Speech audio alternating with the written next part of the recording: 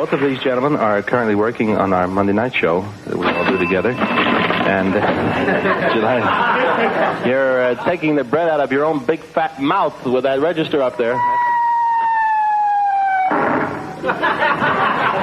That's one of the reviews. Hello? Hi. I'm very sorry. I had a problem.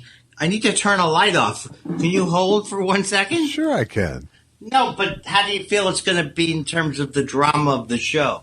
It depends how much flourish you do it with. Okay, that's about all I need to do. I'll be right back. Okay. Well, he did make an old man noise as he got up, so that was entertaining. I'm whistling. That's good.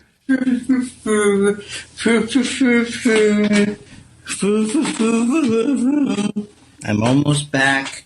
How come I can't see? Okay now. That wasn't too bad at all, right? No, that was a delight. I mean, first of all, how am I sounding tonight? I'm up a little bit higher. You're sounding fine.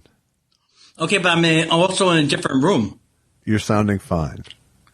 Okay, I don't like the way it sounds. All right, to be honest with you, I hate these fucking headphones, and I want to change them. So I'm going to change them, and here they go. Please hold. Let's start over, because this is going to be nothing but drudgery for me. Okay, I'll call you in a minute. Okay, bye. Bye. We are very happy to say that they are with us tonight. We went to a great deal of trouble and expense to bring them here, but here they are. The wonders of show business, ladies and gentlemen.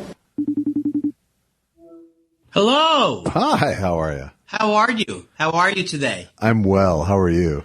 I'm bright and bunny-tailed. Beautiful. I'm reaching down to the floor to retrieve something. How's my sound tonight? Because I came from a vocal class or something like that. Your Zoom opera class? Yes. Now, here's the other thing. Fidgeting. Okay, now I shouldn't be fidgeting anymore. Let me just say that this is the second time I've called you tonight, and you still aren't ready.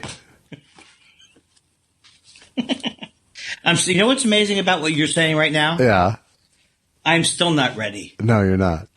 You know what I'm futzing with? I'm going to call you back in 5 minutes. No, you can't do this. I am. Okay, call me. Okay. You better not use any of this. Don't use any of this. You better not use. Hey, Josh, one more second. I have one more question for you. And now Old Gold presents the original Amateur Hour. Hello? Hi, Andy. Who's this? Who's this? I always go with a choice, Josh. Are you damn ready? I'm ready to have fun. All right, good. I'm loaded for. You know how people say they're loaded for bear? Yes. I'm loaded for fun. It's over, Josh. Yeah. It's over. Yeah. Why do I have to pretend to be someone I'm not just so you have a smooth opening to the show? I mean, well, Jesus Christ. Because when you were yourself, I had to call back twice. Okay, now here's the problem. Right. Let's divide up the blame here. Okay. I said I'd be ready at 9. Uh-huh. I wasn't ready. Right. I wasn't ready at 9. Okay. And you know why I wasn't ready at 9? You guess. You try and guess. I don't, because you're not good at that sort of thing? That's true. Okay. Very true. And I'll add something else. I should add. Yeah. What I'm going to add is that I'm not good at knowing when I will be ready. Ah, okay. So I should maybe just stop this 20 minutes to 9. You're good for 9? Like I'm winning by doing that? Right. But I should just be ready at 9. There's no excuse for, let's just take it out of the realm of excuse or I am bad, I am good. I just can get it. I think I can get it together. That's what we covered last night with the show I failed to record. What was that? Your breakthrough of self-berating. It's time to stop self-berating. Oh, yeah. And you know what? I've been celebrating. No more self-beration. Come on now. Your self-beration time. But celebrate the choice to no longer go with self-defamation. Oh, sorry. It was pretty good. But it wasn't good. tuneful. I mean, it was right there with self-beration time, but that's okay. And then respiration time. That's going to be a new hit. Yeah. In the ICU units. So, how are you today? I'm fine. I had I played some trumpet today once again. Oh, when's your deadline for joining the band? The Friday. I'm going to have it nailed by Friday. So those of you who aren't following me along on Twitter, I've decided I have to play the Dick Van Dyke theme on trumpet. And I've now been working on it for 3 days. And then the mud fell off. Get the joke? No. You don't know that joke was that joke? That is a legitimate joke what I did there. Please, legitimate. Fill me in. Okay. My wife tried a mud pack. She looked great for 3 days. Then the mud fell off. Wow. Okay. So 3 days was your on-ramp. Hey, does it take much with me? That's a segue. In my business, that's a segue. All right. So here's where I'm at today with the. Okay. I just here I'll. I'm ready. Important things: don't be nervous. Be yourself. No, I'm not going to play it live because my wife is upstairs. Yeah, I've heard that excuse before. But I texted you something from today's session. Okay. Here it is.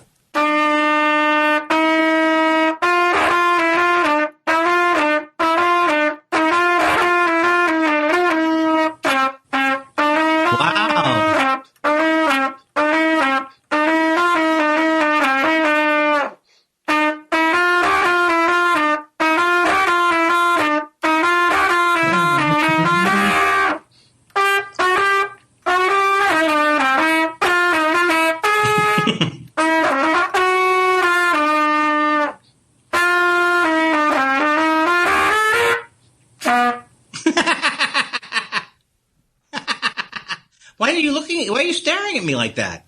Are you frozen? Oh, just a freeze. I'll tell you something. That is, you can tell a tremendous amount of smoother. Sounds smoother. Yeah, much better. What's that called when you connect the notes? Is it like trilling or not trilling or knowing? Sustain? It's called knowing. But now when you hit the note, you still have da da da da da da da da da da da da. You sound like a man who's smoking a lot. No, it's just a man with weak embouchure. As I was saying that, I was looking at your picture and I was going, I hope he's not going to get insulted by this. And then I realized, he doesn't matter whether he gets insulted. I'm back on the blame train. 2 minutes later. There you go. Back on the blame train. This is not, I'll tell you didn't sign up for every 5 minutes. How do you think it's going now, the podcast? No, I did not. So I can definitely tell that it's much improved, and I'm not even judging it in terms of how good it is, which is the point. Where you're not trying to be in the New York Philharmonic. But my goal is to have it actually good by Friday. Oh, okay. I think you got it. I think I'm on track. I think you're on the way. Yeah. I'm having I have some ones where I'm actually getting through with strong, nice tone, but that one wasn't there all the way. When you're coming through, I'm also learning you do need to warm up. It really genuinely helps to warm up. And that's where you get the reed wet. I thought that was bullshit when I was in band in 6th grade, but damn it, it helps.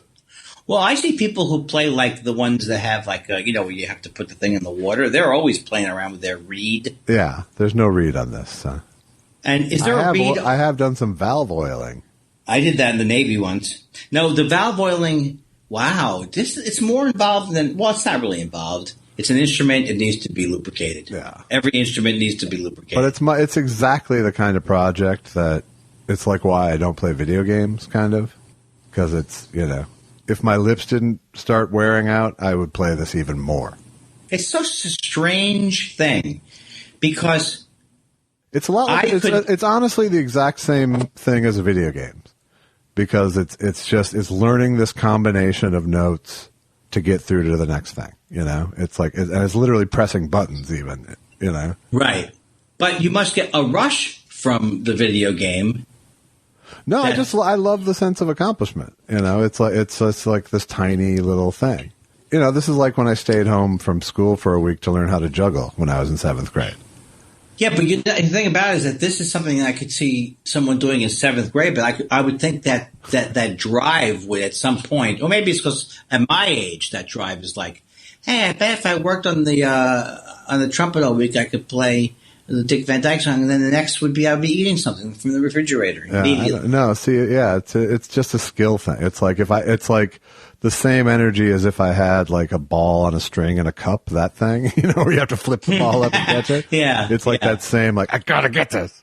Right. And I don't have that. I have but what was smart is I didn't say, I'm going to learn how to play trumpet. Okay. Well, that's right. I'm going to learn how to play the Dick Van Dyke theme is the goal here.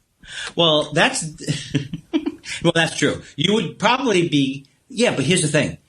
You would probably, if you said, I will be the greatest trumpet player in the world by Friday, I think you were deluded. But I'm also like, you could be the greatest trumpet player if you wanted to put the work in. I mean, sounds a little late. It's a little late in the game, I think, to become the best. Yeah. I mean, I could get to top 3 probably, but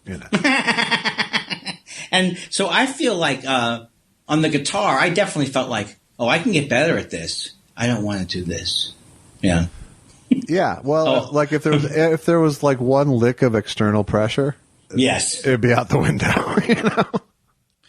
Well, I just think a studio guitarist or a studio musician in general, usually my image is that they have a different mindset. They're more it's a whole different wiring. It's a whole thing we do not have. Right. Yeah, that's why you can't make analogies between things all the time. Like, when I go out on stage, I don't feel like an Olympic runner, right? Finely tuned, but I can relate to anything in sports that requires you not to choke. You know what I mean? That's what I think of when I think of getting scared with stand up. Like, you're going to forget what to do, or overthink it. Right. Well, I'm very glad that I was a part of it. If you had a better trumpet, would it be easier? It would be a little easier. This is I called it a piccolo trumpet last week erroneously. It's a pocket trumpet is what it is. Oh, okay. So it's like a 3/4 size of a regular trumpet or something like that? It's just very short and compact. So it's wound like an extra time. So yeah. Well, that is the thing too with it's way too early to blame the trumpet. I won't blame the trumpet, but I will say this. This is not directly related to what you're saying, but when I used to teach guitar, which I taught for a little while, mostly like young kids and stuff, I always tried to get the person into a guitar that was good enough that you wouldn't become discouraged. Because I think that's a tough call on an instrument sometimes. It's like, if the guitar is not good enough to make it sound, or if it's the action so hard, right? And that's kind of what I felt that's kind of why I got the violin all fixed up. I figured, I'm going to get it all fixed up so I won't have to go through all of that stuff myself, which I don't even remember how to do. But it still didn't help me. Right. But I'm not supposed to look at things from therapy today. I'm not supposed to look at things as my thing is, why do I had this book called Mindsight that I want to read. And I said to Stephanie, I said, I really want to read this. I mean, I read a book that Susan's therapist gave her, and I really want to read it. And it's like, I'm going to read it. So even if it means 12 pages a day. And then she brought up the good point that she said, well, Andy, I've started about 1,000 books in my life that I didn't read. So, you shouldn't really no, I wasn't aware that I do put that pressure on me. Like, I'm going to read it now. Right. Like making an announcement makes it so. Or judging myself as somehow I'm someone who can't finish a book. Well, a lot of people are like thinking I'm the only person in this boat type thing. Right. So your failure is unique. It is unique. Where's that from? I don't know. It sounds like a Patton Oswalt album. My weakness is my strength. My weakness is my strength. Yeah. Yeah. My failure is unique is a whole other album. It's a whole other situation. Well, yeah. There's no success like failure, and failure is no success at all. Is a great line. I'm going to turn into one of those people for a cookie. I do remember now why I went off track yesterday. Yeah. And the reason why I went off track was, and in general, this is what happens when you go off track, and you also bring a whole bunch of assumptions into everything you do. This is the thing about doing the podcast this way. Like, I can really address myself and what goes through my mind without the added getting in the car, going over there. But I can see all the avoidance mechanisms in my mind. Yeah. And like so many times during the day, I'll go, oh no, I have the thing. And then I remember it's going to be shorter. Yeah. And then I go, oh, now I'm looking forward to it. So I just think it's interesting if I'm going along with, if I go along with like just observing what's in my mind as opposed to evaluating it. Right. And, so like, oh, Josh will be mad at, all that matters at the end of this is whether Josh is mad at me or not. That's just not a good goal for anything. But if all that matters to you is, from my perspective, it ain't bad. Right. That's right. But if at the end of the day I accomplished you saying you're not mad, that can't be the ending thing for me. I wish it would be the ending thing. Yeah, but at one point, that's a super low bar with me, especially. I have to give it to myself. And not be, because I can check with you, which is a good thing in terms of life skills. You can check, and the podcast, in the process of the podcast, I can check with you to see where I'm at and all that. And it can be interesting as a human thing. But I can't do it as a life choice all the time. How about now? How am I doing now? Right. And so what I wanted to tell you last night was, and then I didn't write the story down, and then I started thinking. So here's what happens. All in the moment that I start the call, I didn't write the thing down. Why didn't I write it down? I'm still saying this to myself. Hi, Josh. Hi. Why didn't I write it down? Hi, Andy. I mean, I should have written it down. Well, I didn't write it down. Instead of saying I didn't write it down, how are you, Josh, or whatever, right. Some kind of technique to begin I all of a sudden felt like I was stuck in that thing, and then the anxiety means as soon as I try to remember it, the anxiety kicks in, and all that reminds me of is that I really it's surprising I ever did stand up, since I'm so tied into how people are reacting to me. I would have think. You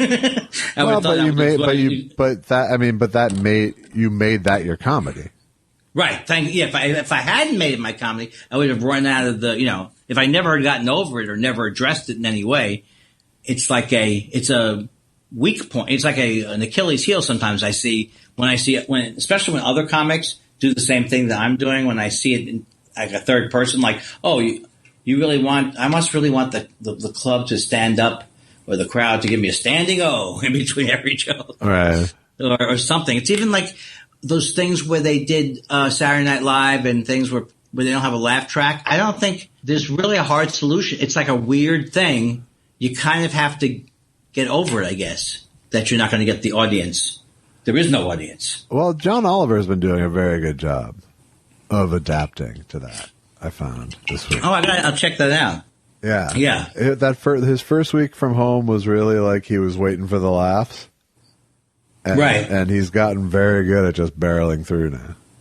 Yeah, like on Saturday Night Live, which, I mean, I know why they did it, but like Colin and Michael, they had people listening in on the Zoom. Right. But the problem with that was you just now I'm too aware of the individual person's laugh. And now you're aware. If you're one of 17 people laughing, you've got to be aware that you're laughing. Oh, yeah, absolutely. Yeah. It did not help with the naturalness. No. So, I mean, you try something and you see what happens, but it ended up sounding like table read laughter. That's exactly right. That's exactly what it is. And then they're like, and that really is, maybe that is all it is that there's no way you're going to ever get past that. There's no way to have the people who are listening to it not think, hey, I'm one of 12 people, even if you're not even to brag about it. You just feel like, oh my God. Right. No, now you have a role to play. That's so true.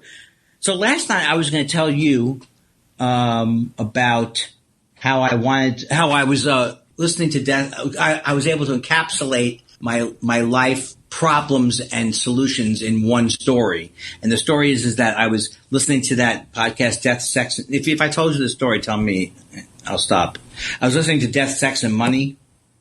And I was thinking, my mother and my sister just died. I would probably be a good guest on that show. And I was thinking, I actually know some of the people. And all of a sudden, that moment, the experience went from joy to revulsion at myself and anger at myself. And all in that process, I realized is that it's no crime that I want to be on the show.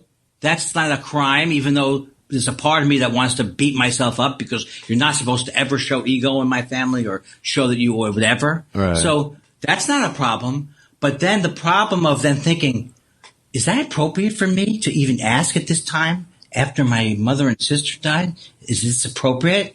That it be this? And then I start going down into a land that you can never solve, right. which is the, if I asked them and they said no, wouldn't that be the second or third most embarrassing thing that ever happened? And it's like an hour could go by, 2 hours could go by. And it's all because I had a human thought of, yes, this show deals with people who've gone through traumatic things. I have a double header for them. Right. It's like, there's nothing wrong with that. No. There's nothing wrong with me wanting to have a cathartic experience. There's nothing wrong with anything. No, there is something wrong with the way you pronounce cathartic, though. I said cathartic. Yes, you did. That's not right? No. What is it? Take out the second C. Okay, cathartic. Yes. Why would I even go for years and this long with cathartic? So, cathartic. And so it just felt like, and then it just felt like that's a life lesson for me that I can learn every second of the day, because I don't even realize half the times that I go from the thought of, oh, I'd like to be on that show, to some kind of argument with myself about my ego, and then a debate with myself about what to do. And then the actual doing of either asking for it becomes, do I really care ultimately if I'm on this thing or not? No. No, of course no. not. It was a fleeting thought that should have been left fleeting. Right. Yes. So but you're wired. I mean, the thing is that, when you have anger or some, that primal emotion, you go to berate.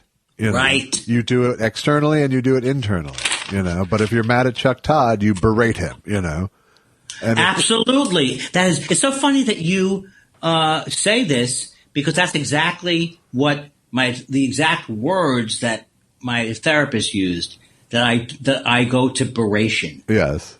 So it's so clear from the outside that I hate that guy, I hate myself, or I hate I hate my father, or I hate that I'm not Jerry Seinfeld, or I hate whatever the fucking thing is. Right. It's never, the insidious part is when you convince yourself, which has happened to me a lot, and hopefully I've learned the lesson and can get better, which I shouldn't even have as a goal, because then if I don't get better, I'll get worse, and then I'll get better again. But the idea that you don't catch yourself, you don't catch what's going on with yourself, and that you mixed up the local with the global with the local. Right. So that I actually believe that, Ricky, Bill Maher cannot say these things. I need to save the world from his Islamophobia or whatever it is. Right. And it's like, and also what it does is it fucks up your whole, it's like having the news on all the time. We're fucking ourselves up with it, because it's like, it's already a horrible thing, and we're just kind of beating, and so the tendency can be to beat yourself up with it instead of realizing, I just have to turn it off and do something else. So there's something I can do about how fucked up I feel. It doesn't mean it's going to feel great, like I can solve it, but it's putting it in perspective. I think so many times I don't have the perspective, and then I don't even remember I don't even remember once I've lost the perspective, because then I'm in the, this son of a bitch. Right. And I will demand an apology from him. Right. I mean, the thing that was so horrible, not horrible, was like the thing with Eddie Pepitone. I didn't even realize how crazy that was. Right. I said, well, now, Josh, let me tell you, he said something, and obviously I had to say to him, our friendship is over, because that's exactly publicly. And then he got upset with that. And now I'm really feeling bad about it. Andy, Did you really have to? Oh, that might have been a little bit of a little bit of, love me no matter what I do to you, fuckface, like that. Right.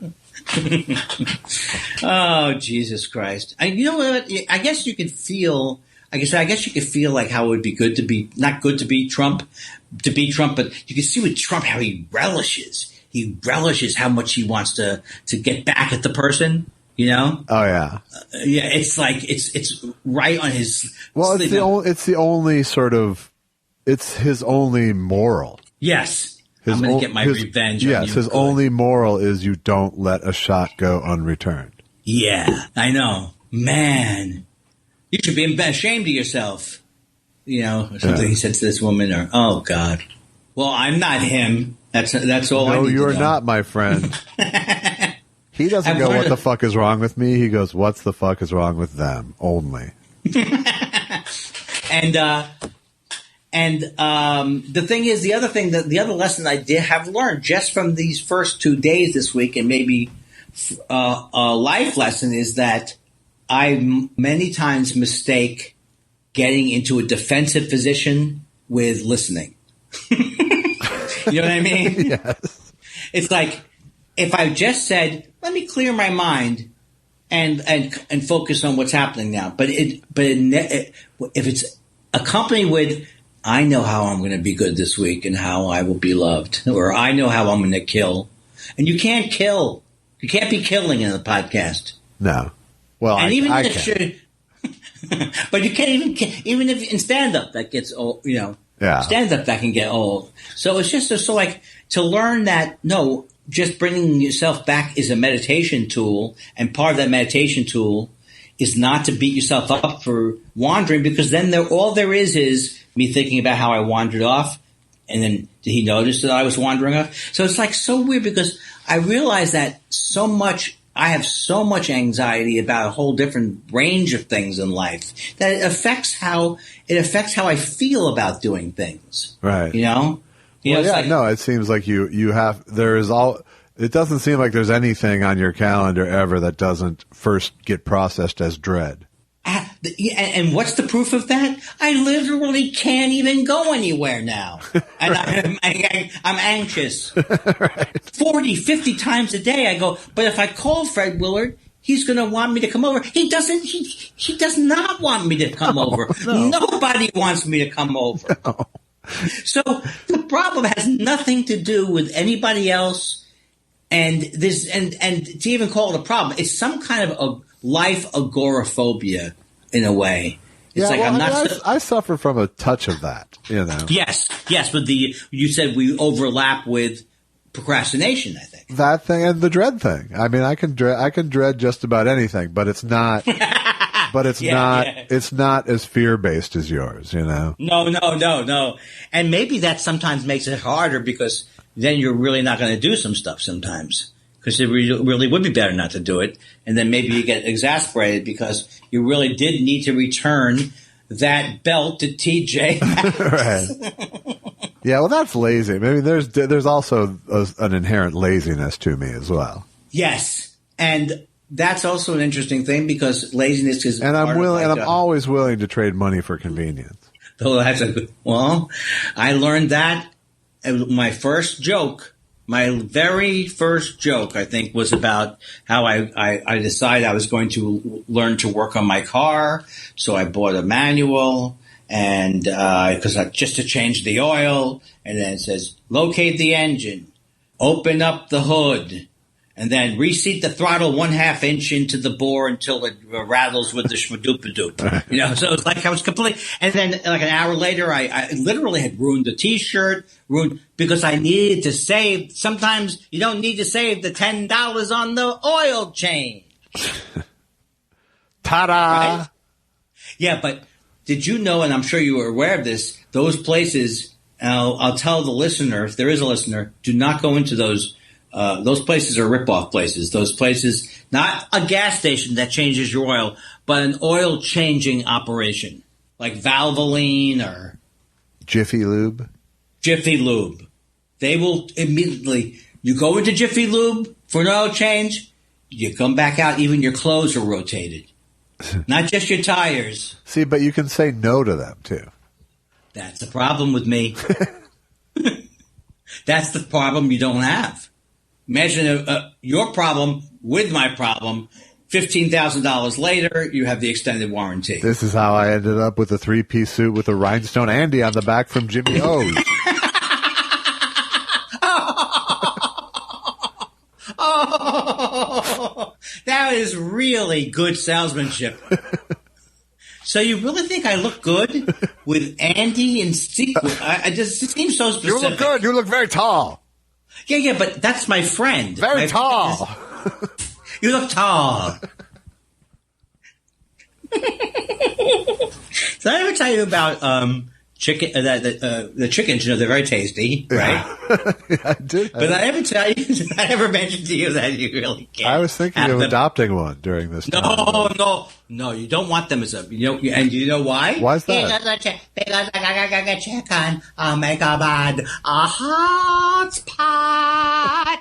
Oh, I'm the bigot now? Good advice. Good advice. Oh, that makes me that. Because I do my impression of. Oh. But that means we must sound. You know how when you were a little kid, didn't you think foreigners were cute sometimes? Absolutely. I still do, frankly. No, but didn't you think that? I never thought like, oh, they don't know English. I thought that they were foreign people who communicate like, must have shoe. Like that's please. Right, that's what they talk like in their home country, kind of. Yes, because they're charming and they're so adorable and they're cute, and we put them in the movies and like that kind of thing, all that racism kind of a thing. Right. Not racism, but you know what I'm saying. No wonder their countries didn't get anywhere. They're over there without using any interjections. But if we go over there, we look like the charming idiots. Yes. Well, maybe not charming. Or, yeah, just idiots, really. So I kind of wish I could look at myself. I wish I could have a parallel universe where I was Roberto Benigni for Italy, or so. I'm Andy Kindler for Italy. Yeah. So how would that sound? Hey, what's going on? And the whole nation cracks up because it's so Italian. I mean, it's so New Yorky. Hey, I'm from New York. I'm just trying to wrap my head around this scenario. I was trying to figure it out myself. Hey, if you figure out what I was saying, you know what I mean? You just like an exported stereotype is what you mean? Well, Roberto Benigni, he has to know that the fact that he looks like, or even Jackie Chan, yeah, he is playing off a little bit on the fact that he can't be understood. I'm not saying he's peddling it to a lowest common denominator, no. But why can't I do it? Yeah. Why can't I go to France and be the Jerry Lewis? Why am I not the Jerry Lewis of France, I think is what I'm asking you. Maybe you are. Have you been? I just want to tell you one thing, Josh. I don't know how you feel about this, but I am 100, and maybe this is controversial, but I'm 100% behind Woody Allen. Just want you to know that. What's the matter? Too soon, ye? Wow, you're not doing it well, Andy. All right, give me the punchline. You do the punchline now. I know this isn't a popular position, but I just have to say I am 100% behind Woody Allen. What? Too soon, ye? Too soon, ye? Come on, that's it. Okay, I don't think I'll forget now, but I think I could though. Too soon, ye? Because it's okay. I'll remember it now. Now you can listen to the podcast and get the key. Okay, whenever you need. Too soon, ye? I'll never blow it again. When I told it to Susan, she didn't think this was going to be my key to stardom. Alex thinks joke. It is. Alex says you'll be doing that joke for 30 years. I think so too. And if not, I mean, I don't care. You don't have to say to me, "Oh, Andy, nobody will laugh." It doesn't matter if others laugh. I will enjoy it for 30 years on my own. No, it's. I think it's going to be your new. Not on my watch. Oh, I thought it was going to be. It was going to be who died and made Jim Belushi a big star. If I could replace that joke, I'm happy. Because it bothers you so much. Did you have any of those type of nervous tics? I don't think it was a nervous tic where there was some jokes. I just liked the joke, or I just would go to it when I would forget my place, and certain things I would do too much of my whole range of jokes I could repeat. I would go back to certain ones. I'm sure I have along the way. Nothing leaps to mind right away. But Knowing what? I said I'm sure I have along the way, but nothing leaps to mind.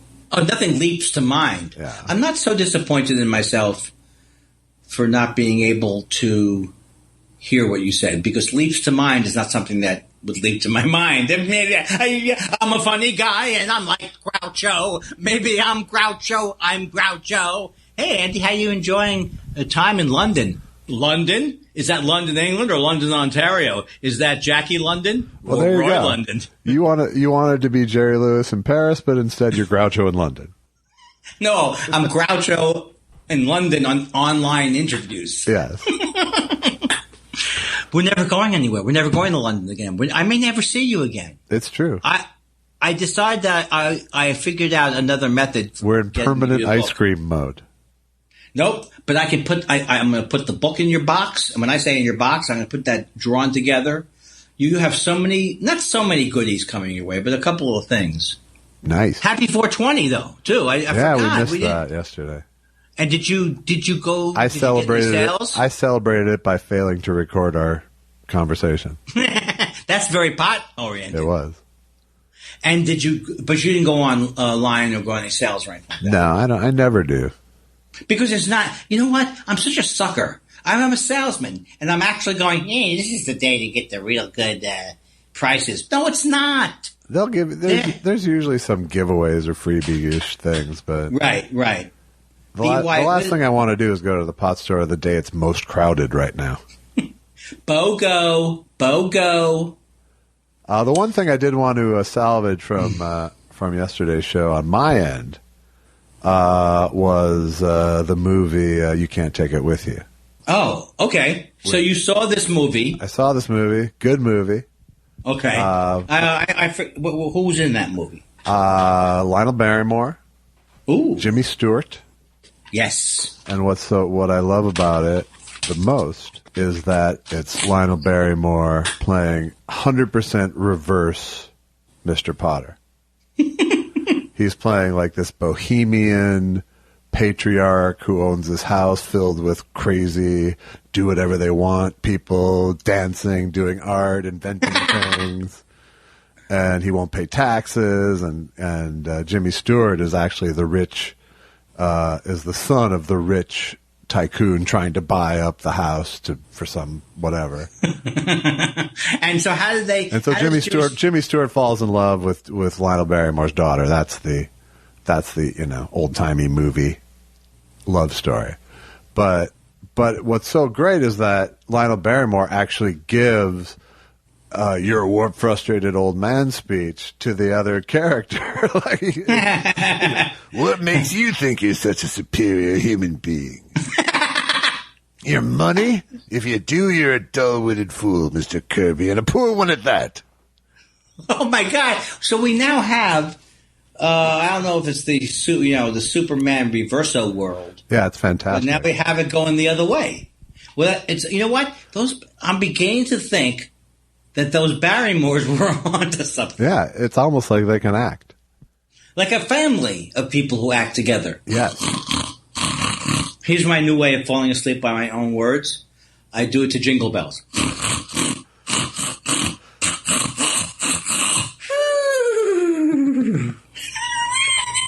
Not bad. Not bad. Almost Michael Winslow level. That's right. I have a disappointing news for you. If this disappoints you, I will not I will need another night. If you want me to do it, I maybe by Thursday I could get Lawrence of Arabia. All right. Did you watch the whole thing? I watched up to intermission. Okay, be honest with me. Did you watch the whole prelude?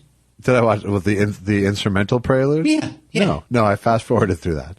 Well, who's that for? And I fast forwarded through the intermission overture as well.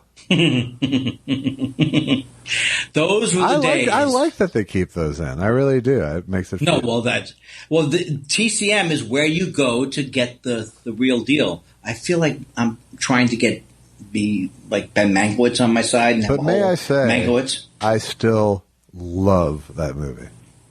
You're talking about which Lawrence one? of Arabia. Oh, yes. Well, I can't. I am enjoying what I'm seeing, and certainly Peter O'Toole is no slouch. No.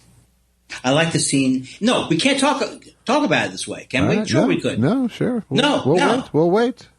Well, right. You know why? Because it creates. You know what it creates in the biz? A cliffhanger. Yeah, except it's all within one episode. So. Oh. Yeah, but a lot of people, because now our shows. You people won't be able to wait until later this hour for us to talk about it. But now the shows are coming in at 4 or 5 hours. Well, this is where it's. I clipped a little off by taking a night off. Yes, yeah, so well, because what you said was it for this week that you wanted to make each one shorter? That was for last week. That was last week, and it was our longest one yet. So I'm not going to try to do anything deliberate anymore.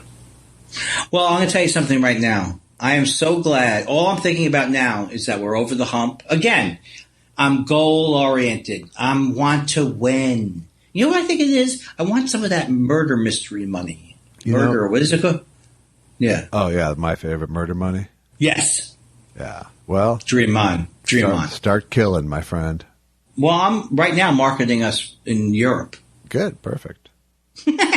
Now, who am I and why? And why? Maybe I could have the critical voice in my head be more flamboyant or be more like entertaining. Maybe Rip Taylor could berate you. I would love to walk around. You know what I'd love to do? You're a fucking idiot and you're a loser your whole life, and then throw some confetti in front of my own face. There you go. That might break the habit. I'm a loser, and I'm basically a liar, and I aggravated the life out of my parents. Hello. Some people snap a rubber band on their wrist. Some people throw confetti. I'm going to tell you something. If anybody ever tells you don't have a good delivery, then they say you're mixing me up with Papa John or something.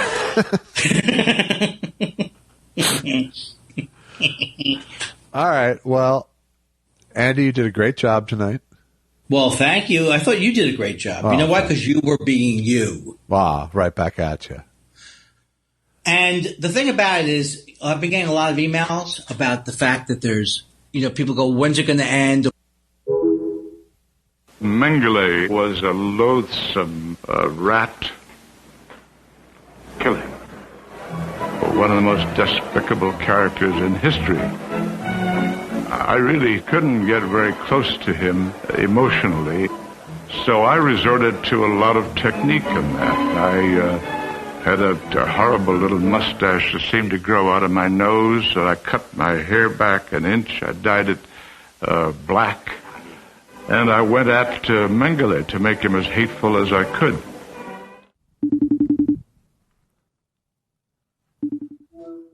Hey! Hey! Hey! Hey! Josh, I'm going to pretend that we didn't speak earlier. Why does it make the sound, huh? Why does it make that sound? You know why, Andy? Why is it? Because you're an angel. Oh, my God. That's very similar to what you said before. Why don't you tell the people what I'm referring to? Because if I do it, it looks like I'm piling on. Okay, but can I give you partial blame? Yeah. Okay. So I pushed record. I called you because you had claimed I'm all ready to go. Yeah. And then I called you and you weren't ready to go. That's true. And I said, okay, I'll call you back. So I turned off the thing to start a new file, and I called you back, and I didn't press record again. Not only is that partially my fault, in my family, the way I was raised, that's completely my fault. No, I'm willing to go 60-40 me on this one. Well, it doesn't matter because the net effect is that that I am a horrible person. You wouldn't think you were a horrible person for this. No, I would. I was actually heading off you berating me. So that's why I had to give you some blame. Well, I'm telling you what I'm going to do, Josh, Elvis Weinstein. You know how you hate when I bring up, like, the certain subjects you don't like? Like, for example, my penis hasn't worked in so long, I'm thinking of applying for disability. Yeah, okay. I like that. And you say, if I talk about it for a half hour, it starts to get, it's embarrassing and shameful. Well, and it's a waste of a one-man show. Are we doing that? Are we going to do it at the Globe? So, but here's the thing: is that Andy Kindler's My Poor Penis. I'm telling you that I took my teeth out right now. Oh, because I can't stand it. Oh, I can't stand it. I can't stand them anymore. That's fine, but don't say I took my teeth out. No, that's what I wanted to say. I knew you wouldn't want to hear about it. Yeah. I knew you wouldn't want to hear about it. And here's the thing: you think it's gross, right? I don't think it's gross. It just makes you sound so fucking old. Well, here's the problem, and maybe it's not going to be better if I told you that when I took my teeth out, I didn't realize that I had a bologna sandwich stuck in one of my gums. Nice. I know what you're saying. Look, ladies, sorry, ladies, I have very, very good manners and grooming and all this kind of stuff. I don't know why I like to talk about my penis that doesn't work. Yeah.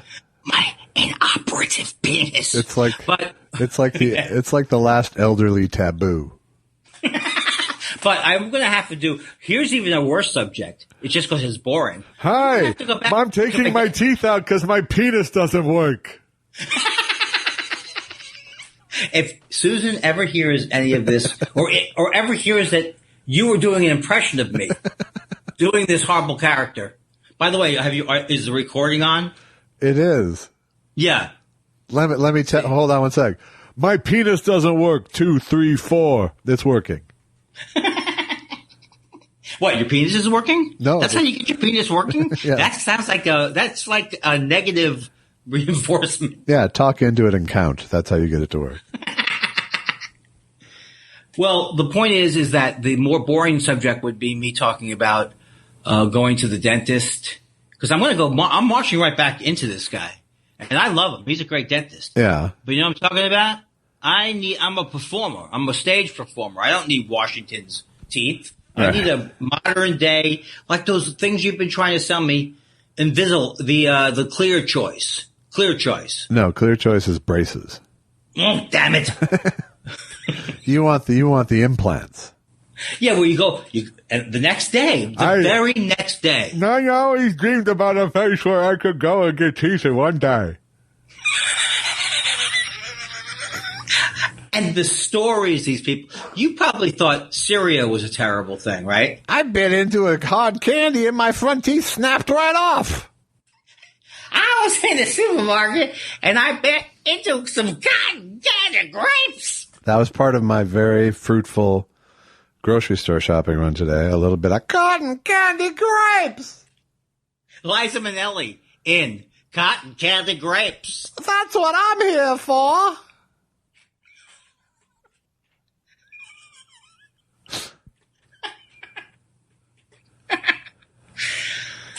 Oh, see, we don't overdo our catchphrases. No, my penis doesn't work. What?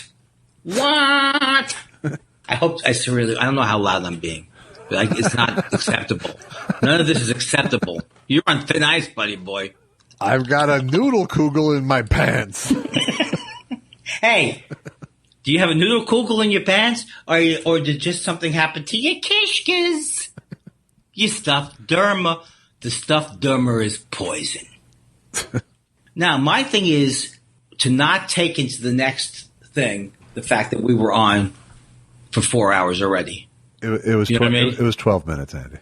But that's the beauty of our new format. No matter how many times Josh does not record the show, it's much better. It's still better than it was before. When I had this, when you said to me, everyone, you said to me, "Don't stand behind me, please. Don't stand behind me. don't hover, please." And you just said it very nicely, please. Does anybody want someone breathing down their neck? Is it saved? Did you find it? Well, but that's not the important thing. The important thing is we're back with better material than we had. I can't even believe you were going to put that garbage on the podcast. I will say for the record that I saved the audience from 5 minutes of you talking about answering the phone. So, oh, that reminds me. That's an interesting story. That's a story I already written. I thought that story was so great that I put it down in my in case I do panel notebook. Do you think I'm funnier in that moment, do you feel like I haven't completely lost it? Is that what that is? Or is it one of those brief, one last stab before the fire goes out? No, that was pure Kindler reflex at work, I think. Hey, did you say Kindler reflex? Not Kindler reflux, right? No, Kindler reflex, different thing. And don't forget to take, I used to do a joke about Larry the Cable Guy. Don't forget to take, because Prilosec an hour before seeing Larry the Cable Guy, because that's the way Prilosec worked. And it was hilarious back in those days. You know, do you have anything like this in your mind where I want to, let's say I'm constructing a joke, but I can't, that sounds implausible, but I can only think of not only did I only think of the same band in every example of the joke, like Aerosmith, but I can always think of the same 2 or 3 lines. Yeah. or area. Okay. Can you get specific with this? Yes. Okay. I've probably 15,000 times done some kind of version of how big the crowd is and how it doesn't matter how I do. Right. So, and in a certain way, so my mind gravitates towards this is like, I might go, oh, it's great. There's only 2 people there. I'm going to have my first 3 minutes. But, so I gravitate towards that kind of material, and now I forgot what I was talking. It's so sad. I know. It's just that I go to these areas, familiar areas of comedy. Sure. So I'm not different than my dad or anybody else who I'm not exactly going to go to somebody and go, who's washing their car and say, when you're done, you want to wash mine. I'm not to that degree, but I'm not that much off. I talk to people about the weather way more. I talk to my mother way more about the weather in the last couple of years of her life. Yeah. Because I find talking on the phone sometimes awkward, like a lot. Well, I actually feel talking on the phone is more comfortable than real life right now. Right. It's actually, but I would get very uncomfortable with my mom. For many years before the last couple of years, it was because I hadn't examined our relationship. So, right. You thought you still liked her back then. No, Josh, I swear to God, that, first of all, I want that excised. Okay. And also, if she hears this, do you understand what will happen? If she hears this, Josh. What? I'm going to call Janet and ask if my mother's heard this. Oh, Andy. He's a crazy guy. His family's dead, but he can't. He's a crazy dude. Both of his family members died.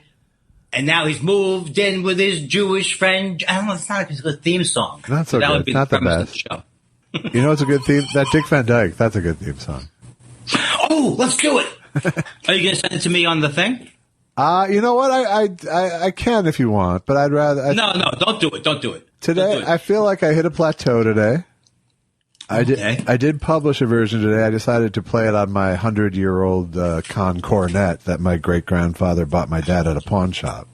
Oh, my God. Oh, so I see what you're doing. You could be accused of playing the sympathy card. No, not at all. But because I was thinking of my comeback, can you explain to me what this instrument is? Because I don't even really hear what you said. It's just a really old trumpet. It's literally a 100-year-old trumpet that was my dad's that he got as a kid. So this is how it started with you, right? Like why you wanted to play? Well, this was the trumpet I then played in elementary school band. So it was a 3-generation trumpet basically. Although my great grandfather bought it at a pawn shop, like I said. So yeah, cool. So, but I've had it just sort of as a knick-knack for years. I like the way you say knick-knack. But today I decided to play it. And it's on Twitter. It's the third. It's the third one on Twitter. You're saying it like, look, folks, I'm not going to plug it too hard. I'm not. Want to check it out? No one's that interesting. I just decided I was going to do a thread of me learning the song this week. So okay, now let me ask you this. Forget about that and the fact that I am always looking for a way in where I can make other people feel less than to make me feel more than.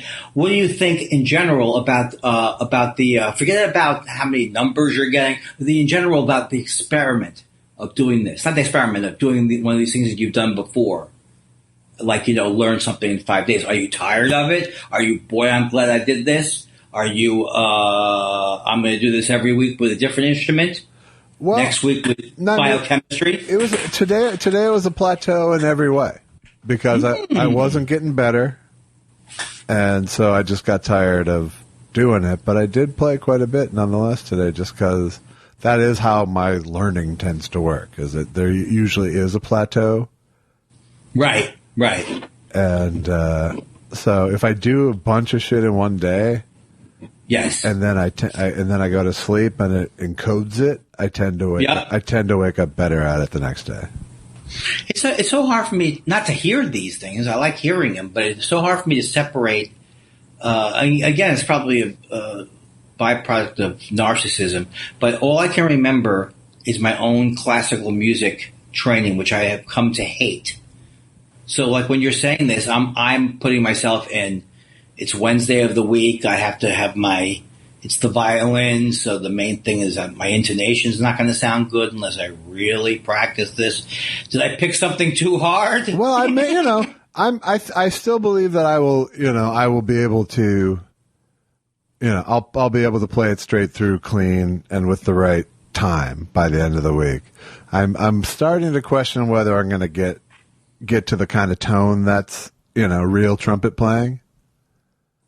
Oh, and you had that tone when you used to play them. Well, I don't think I was ever good, but I know what a trumpet's supposed to sound like.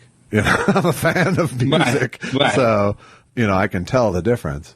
And there are times during the day where I will get that nice, clear tone, but it's hard. Nice. But it's hard to keep up for the entire piece. It breaks down. So I don't know if I'm going to get my lips and embouchure strong enough in 1 week to play the whole piece with that nice, strong, clear tone that I'm going for, but I'm going to try. But there's no external, the thing is, there's no external pressure here whatsoever. Oh, I'm putting a lot of pressure on you. Well, but I don't feel it. That's good. That's good. So you're enjoying. Okay. So I'm still enjoying it because I'm not. I can't let anybody down. Exactly. Well, unless you said you were going to do it live. Yeah, then I'd fuck it up, I'm sure. And that's the thing. And I do find that, as is true when I'm playing live, there's about a 20% quality drop off when I press record. Right. So if I really have to over practice. I have to get over good at something to get, to be able to perform under pressure. Yes. Now, I assume had I stuck with music and just did music that I would have eventually gotten comfortable with my own technique level. But there's always so many things that I felt like I couldn't control in music, especially back in those days. No one had like monitors; they could hear how they sounded. Those little things that drummers have, right? They can hear themselves. So it seemed like there were a lot of. But anyways, I don't want to go into a long thing. The only thing I'm saying is like the technique of doing stand-up comedy. I feel like I would never forget that technique again, and I never felt like I had that technique down enough in guitar. But that's actually not that big a deal because that's only like. I'm not going to be on the Sullivan Show. I'm not going to be, what I'm saying? It's like there's no reason for me to worry about the nervousness of it. Yeah, right. But I would never feel, anytime I've played music in comedy clubs or whatever, I've never felt like comfortable because I'm just not, my chops aren't, or whatever you call chops, aren't up. Right. That's why this is a very limited project. I think music. I just desperately needed to feel a sense of accomplishment about something other than cooking. Well, it's a very strange thing. I go on to Jason Alexander. I'm not drunk. I go on to Jason Alexander's Twitter thing, and he has he's singing a song. And so I almost clicked on it, but actually I did click on it, but I didn't have the sound up. And then I thought, wow, this is brave that he's doing this. But then I had that feeling of like, oh my God, I would feel like it was the stupidest thing I could possibly do. Like, why do I'd like to sing a song for you people now. Well, I can't explain the feeling. And I'm looking at him with the sound off, and I see myself as a Jew trying to emote. That's, like that. Yeah, well, of course it's douchey, but show business is douchey, and so it's the lack of self-consciousness that makes performers. What is it that is wrong with it? I mean, what is it that I'm sensing is wrong with it? Not that it's wrong. Well, because there's two things that are wrong with it. There's two things you're feeling. One is just plain neediness. Right. Which I probably have in and I notice it in myself too. So we all have it. Resonates. We're all performers, and none of us are getting attention right now. So that's a tough time. But the other thing is, and Meryl Marco and I were fucking around online talking about this sort of thing today too, is that vibe of service. Yeah. And that's yucky. Yes. Because it can't be that Honda cares about how I am as a person, right? Well, it's not. I'm not talking about Honda. That's business. They're just trying to find an angle to advertise, Okay, right. But I'm talking about people like Jason Alexander or any number of, a million showbiz people who are, performing to their webcams under the guise of, I'm just trying to help you all through this, Yeah, and I felt bad for, Michael Che, I like those guys, and I think they're funny, but I felt like, the decision to go with a live laugh track wasn't necessarily a good decision, but they had to do the show, you know what I'm saying? It was like their show was going back on the air. Yeah, well, that's a whole different ballgame when it's your job. Yes. But when you make the extra step, right? Yeah, and again, it's still fun that Jason Alexander put a song up, but those two sort of self-conscious vibes are pervasive underneath it all, Yeah, exactly. So I didn't present the trumpet thing as I'm doing this for you. Right, but that's the thing too. The actual thing would be like, let's say, I'll give you another scenario. You were a very good trumpet player when you were, you played it for so many years and you were very good at it as a kid. Right. And you decide, you know what? I'm going to fucking knock their goddamn socks off this week. Right. And then you presented this whole week thing, or it's almost like if Andy Kaufman's character was really pretending, like he did it every night. He didn't know that he was going to sing Elvis good. Right. Right. So that would be one. But so it's like you're presenting something where no one's going to go, oh, look at Mr. Big Shot. No, I'm showing. He's going to play Big Fat. I'm showing my musical ass here. I'll give you another way it could have gone. Josh, I thought that I played classical violin for many years. Are you aware of that, Josh? Yes, I've heard that. Oh, bien sûr. Well, I'm sure that you are familiar with Joseph Haydn's Etude in E minor, something funny. Punchline? Of course. Yes. I thought it would be delightful if I were to work this week in my apartment, and then it's a 17-minute composition. Do you feel that's too long for our listeners? I used it as my thesis piece, and I thought I'd bone up on it. Josh, I was a minor in history, right? I did know that, yes. Yes. I thought, why can't I give people my insight after reading a couple of books about the Yiddish theater? Maybe I should. Right. Cut to Andy in his five-ish Finkel garb. So this is what happened. People came from the old world, like Five-ish Finkel. That's all I would be able to do, like Five-ish Finkel. Oh, this is delightful. I see. Stop it, Andy. Don't evaluate the phone conversation. No, you don't. Life doesn't have to be evaluated on a minute-to-minute basis.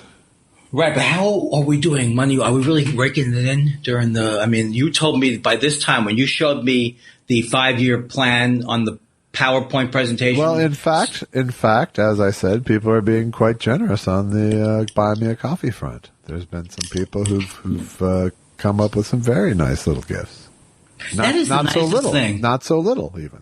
That and now you have created a what we call a Jewish dilemma. You told the Jewish person about a number. Yeah. And now the Jewish person is, how can I do the podcast when I'm thinking, how much does he mean? $1 million? I bet you don't mean $1 million. I do not mean $1 million. But for example, several people have given us 5 coffee donations this past month. Oh my God. And nobody knows about the skimming or the under the table or the check kiting. Or the money laundering, no one has brought that up to you in at the office? Not yet.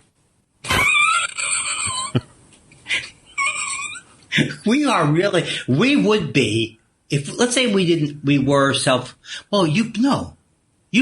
are in a duo. I think we're a comedy team of some sort at this point. So I was just thinking, we couldn't have been a comedy team. We couldn't have been a bad comedy team together, an unknowing bad comedy team. Well, we couldn't have been a good comedy team. We know that. No, we do. I don't know about that because we did that stuff on stage at the old whatever that was called, Steve Allen Theater. That was fun. That was gold. I mean, we're not touring. What's the point? There's no money in what we're doing anyway. Why are we splitting it? Why are we splitting it? I don't know. Don't say that. Okay. You could have just gone on. You could have just said, good point, Andy. Solid point. Solid point. Why do you always have to point out when I sound deluded? Because I can't yes and your delusion every time. Tonight on Yes and My Delusion. So are you going to watch the rest of Lawrence tomorrow? Oh my God! It's like can I tell you something? I only wish on you that after you lose 2 family members, that on the next month, your best friend. Well, from my side, you're my best friend. You're like, oh, I have this guy, that guy, and the other thing, and then you're going to hock me on this Lawrence of Arabia thing. Doesn't that make you feel bad? No, it makes me kind of irritated now. Oh, that's because I haven't watched it yet, and I'm worried that I won't. You said you watched a lot of it, though. I watched an hour and 20 minutes of it. Okay, you're just filled with lies. Okay, how about this? I am going to... No, because I've started watching this movie with Susan, and I want to watch it with Susan. And it's not like I have finished it now if it wasn't for Susan. We both have been avoiding it like poison. All right, well then let's can it. I'll talk about it, and I'll tell you all the good things you missed. But I'm not going to try to twist your arm into this movie anymore. I'm done with it. I don't like this. I don't like this. I don't like it. I don't like even pretending. I refuse to be pegged the taskmaster here. But that's why I was doing a bit where I was playing. I wouldn't think a reasonable person would say, Jesus Christ, Josh, my mother and sister are dead. I don't think a reasonable person would say that. No, they would do it as a joke. But to come up with this much of a bit tells me there's still resistance there. Oh, no. Yeah, there's still resistance. That's true. So let's distill it down to the resistance. I would like to watch it before tomorrow night. So I will contact you. You have finished it? Yeah. What is it? Okay, I will contact you during the day tomorrow to tell you if I've been able to see it because you don't have done so many years of lying. You do not have to. You do not have to do that because I'll just ask you tomorrow night, and you can say yes or no. Okay, let's do it that way because I really don't think I want to do it this week. Okay, and it's only because I haven't been sleeping. I'm not giving excuses, although Jesus Christ, why does everything I say sound like a stinking lie? Like Norm McDonald's. All I can say is that, it's not like you have anything to do. Well, no, here's the thing. It is amazing that as an unhealthy, if you want to say that some people could say I'm unhealthy, or some people could say it's delightful. But through my life, I have basically, every time I've gotten into an argument with someone, it's almost always been because I'm assuming that they're saying something they're really not saying, and I'm getting my feelings hurt, and then I got to attack back. All right. Like it's your fault. Here's where I'm at. I don't care very much.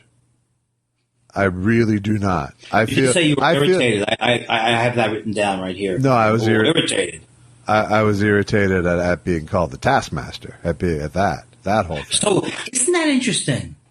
There's something going. That must have come up at another time in your life. I don't see you that way. I do see you as you're not. There's no way you're like a passive person. Well, no. What I don't want to be is someone making someone do something that I don't give a shit about if they do. Right, and I don't want to be someone who's going to knowingly try to weasel out of every single thing for the rest of my life with the same bullshit excuses. No, but I mean, in this case, I have been grieving. And I haven't been sleeping. In this case, I feel like we both were pressured into going back to homework by the people listening. So yeah, we were pressured, but you're the one who said, "You know what? Let's dive back in with the 7.5-hour movie." I am. Because we talked about it and it sounded good, and that's right. It happens to be a great movie. I happen to think of it as a crucial piece of cultural literacy, but that's a whole different thing. Do you think? How much do I look like Peter O'Toole? Yeah, well, if you're putting the thing over your face a little more. How about Omar Sharif? Did you have to double take sometimes and go? Is that Andy? Oh no, it's Omar Sharif. All right, look. I want to say one more thing. I think we're done with this conversation. I've had a wonderful time, by the way. But I wanted to say to you, in that movie, I recognize Omar Sharif and I recognize Peter O'Toole. And there's a guy at the beginning who gives advice who I love that actor. He's trying to get him the job. He's trying to get Peter O'Toole the job. Yeah. And they're both kind of making fun of this horrible army guy. Right. The guy not in a uniform was Claude Rains. That's where I recognized him from, and I think he may be in one of even the Scrooge movies, but I'm not sure. And he was the Invisible Man. Oh, in the current one? How does he do it? What, did they reimagine him? How could they mix the old invisible footage with the new invisible footage? Josh? Josh? I'm losing you, Andy. It's starting to break up. I'll talk to you. I think it's Burt Reynolds. That's one of the reasons we're doing Don't say that name around me. You not like him? He is the epitome of something that makes me want to throw up. He's a nice guy. He is? You want to come in here? No, you don't. I don't know why I hate him. So he is a nice guy, is what I think. He can't be. He's the epitome of everything that's disgusting about the thespian. Just holy. Where did you get that idea? I don't know him at all. He worships at the temple of his own narcissism. Hello. Why, hello. How are you? Oh, I'm fine. How are you? I don't believe that. I heard on the grapevine that you were not having a good day. I'm just in a bad mood today. And I know I caused it. Of and course. I know it's my fault. Of course. And I know, you know why I know it's my fault? Because I'm such an important person to everybody that I determine everybody's, if someone's upset, it has to be me. Well, I mean, the truth is it's really all about your lack of sexual performance. My penis doesn't work. What do you want me to do? Well, pretend it works? There's other ways to get the job done. That's all I'm saying. Okay, now I'm sick. Hey, all I'm going to say to this is I'll have what she's having. Excellent. Now, I could go on with you in a homophobic insult to homophobia. So I know people won't say it's homophobia. They'll say it's a delightful romp. But others will complain. Some of our listeners will complain. Our listeners, they'll go, that's homophobic. Yeah, they probably will. And probably should. Yeah, that's the thing. Maybe we're wrong. Did you ever think of that? I always think that. So I'm waiting for my Ralph's pickup. This is nerve-wracking to me. I'm supposed to pick up Ralph's. Yeah. And do you think I should take it? I prefer Potsy's, but, whatever you prefer. Is this Ralph Mouth or something like that? Yeah, it was something like that. Now, I don't know that because that's Happy Days, right? But see, you did know that. I did, but I realized that, not that I ever lied about this, but I really know so little about Happy Days because it seemed like a very boring show if you really were like an adult and tried to watch it. Right. I was not. And so you loved it. And therefore it was a delight. And didn't it have Dick Van Patten in it or someone like Dick Van Patten? It did not have Dick Van Patten. It had Tom Bosley in it. That's who I'm talking about. He's Dick Van Patten. He's the poor man's Dick Van Patten. I think he's at least a Dick Van Patten lateral move. I'm trying to remember. There'd be nothing. Then there was another lady who I would say looked matronly in the show, who was very popular. Marion Ross. Yeah. Is that wrong to say matronly? Well, she played the mother, so it was actually dead on. Oh. Why do I think that everything I'm saying is going to be an insult in some way? Well, historically. I know, historically, I do say the wrong thing. So why are you not having fun today? That's what I want to know. I'm just, I don't know, just fed up. But is there anything sticking in your craw, like Jay Leno-wise, that we could hash it out? No. I'm just sitting here worried about my perineum infection. You don't remember that conversation, so. I do, but is the perineum, let me ask you this, and don't take it the wrong way. Yeah. Is it anything like the taint? It is exactly the taint. I hate that word. That word makes me upset. It makes me very upset. Which? Aren't you scared to talk about this? I'm not, because it's fictional. Oh! You have no perineum thing? I have no perineum rash. Oh, you're acting it's so good. Well, one of the medicines that's a fatal perineum rash is a possibility. What do you mean? You have a test? No, not one of my medicines. Just one of the ones advertised on TV. Oh, oh, that's right. That's exactly right. Hey, and if anybody perineum. else, it's perineum, but perineum. If anybody else suffers from what I suffer from, what I started to think I knew what you were talking about from the previous podcast, but right. Just little memories came back, and now the whole thing came back. If you are, hey, and by the way, if you are allergic to turpentine, don't drink turpentine. Tell your doctor if your taint burns like fire. Could there be anything worse than us doing hack bits about the commercials that we already hate, and now we're making other people pay attention to them? No, there's not much worse. Historically, no. But you know what I love, though, about some of them is the ones that I don't quite know what they do. The one that goes, see more of you, use this, and see more of you. I think that's like a rashy type. It's another rash. Yeah. Not the not the down south rash that I worry about. I can't believe when I tell myself, how about in Andy's latter years and his sunshine years? Did he also stay crystal clear, clean? No. Got very blue. Very blue, and he did a lot of, you would have thought he would have done no prostate stuff. He couldn't stop doing prostate material. Yeah. And then all these stories about assisted living, about being scared of COVID-19. He did so much prostate material that those last 5 years he actually did his act with his finger up his ass. Why are you doing this? Why are you doing this? Don't drag me into your thing. I told you, it's a mood I'm in. If you want to go get your groceries, get your groceries.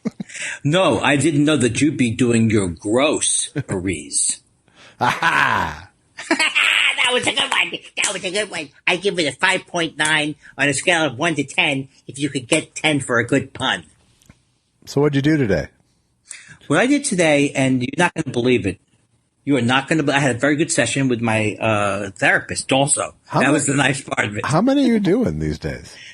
I do 2 a week. Okay. What's amazing is I've been doing 2 a week, and my birthday was December 9th, 2016 is when I started into therapy, and you're calling that your birthday now? Yeah, we do, because Susan and I do, because we're so cute about everything. Yeah. It's the new me. It's the new me, Josh. I was a different person before. You're lucky you didn't meet me. I'd punch a guy for looking at me. No, Andy, I did. What? No, I did know you that. No, you must not remember. No, I knew the old guy. The old guy. Right, but yeah. I'm telling you, did I change. All right, I'm tired of that bit, and why shouldn't I be? But no, we were right in the middle of talking about something for reals, though. Not REELZ. 4 years, twice a week. And and actually I'm into the fifth year of therapy. No, is this year the 20th? Yes, I'm sorry. It will be 4 years this December. Okay. And do you get frequent crier miles? Hello. I get a referral every time I get a $25 finder's fee every time I get a new mental illness. Like, first I went in for manic disorder. Now I have schizophrenia. Folks, we're raising money for therapy tonight. I know it's all jokes. It's all jokes making fun of mental disorders because we suffer from them. Absolutely. Yeah, so the thing that's amazing, and I do feel almost guilty about this, is that I'm still in the deductible month. So like January, February, March, I pay a copay. Right. But then the rest of the year, it's all free twice a week. And it's not like I'm abusing it. No. Hey, Josh, not so fast, please. I can attest. No, please, Josh, please. Not so ixnay on the Let's just say, if you ever need me to testify, I'm there. No, but I'm saying, Josh, I could go once less. I could do No.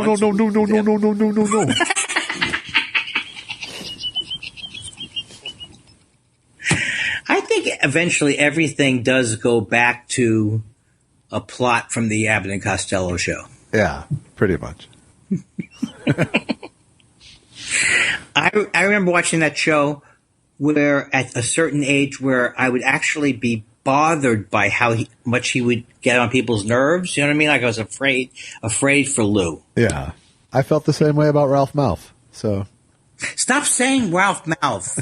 It's not even a thing. It's not, you know. You just don't want anything. You don't want to hear anything I have to say tonight, Andy. You're not yes-anding me at all. Yes, and Ralph Malph. Is that his last name was Malph, or is that his nickname? No, that was his last name was Malph. Okay, so tell me a little about him. He was the Andy Kindler of Happy Days. He was filled with shtick. So I thought I'd be more constantly doing shtick. Oh, so he was trying to be funny all the time, like me. Yes. Well, I thought myself more like a Skippy character. No. So give me an example of who. First of all, who played Ralph Malph? Donnie Most. Donnie Most, who was a singer from New Kids on the Block, right? That is not correct. Hey, I saw Donnie Most recently. He should have been called Donnie Less. Is that good? I'm sorry. Is a Domian on the line? That's sad when you immediately refer to someone who does me better than me. Yeah. Hey, if I wanted to hear Andy Kindler, I'd call James a Domian. That's right. What do I got to go? Well, I got to go second half with it. So, you just sent me an iMessage. I did. Okay, is this you? This is today's. Okay.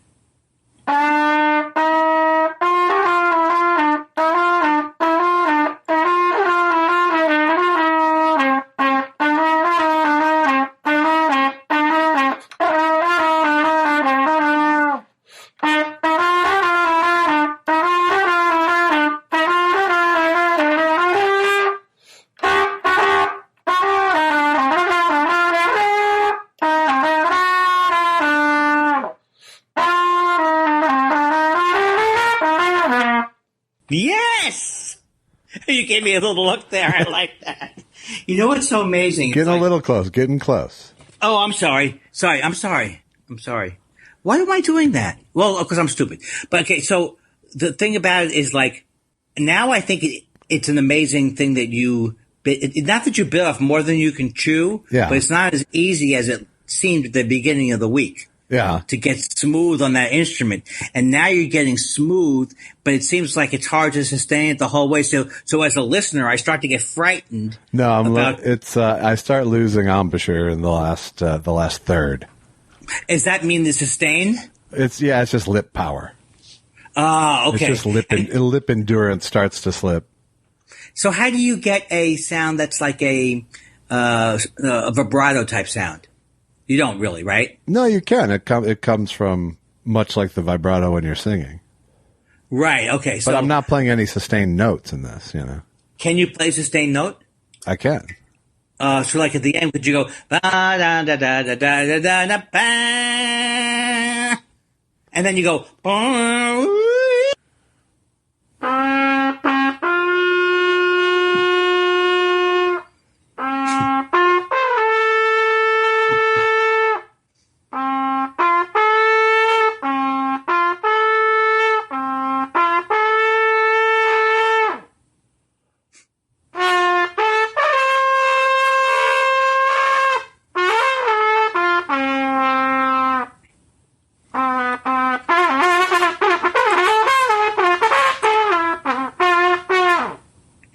Yeah,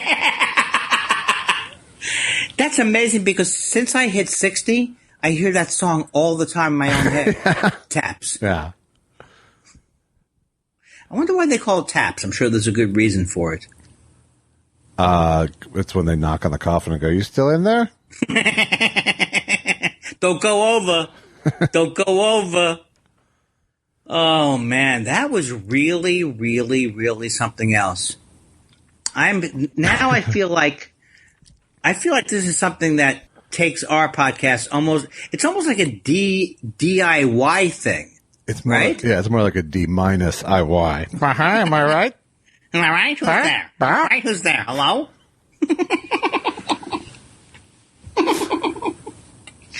Oh, I did it again. I realized why I did it. What did you do? I like to lie down. So, but if the laptop went with me, maybe if it was on like a selfie stick, yeah, then you could hear it then. You're doing fine. I'm really excited about tomorrow because tomorrow, what are we going to see tomorrow? All the way, the idea tomorrow is to go all the way through with just the whole thing, right? With what? It has to be 20% better tomorrow somehow. Yeah, well, I'm going to work it. We'll see how it goes. I don't like the taskmaster side of me.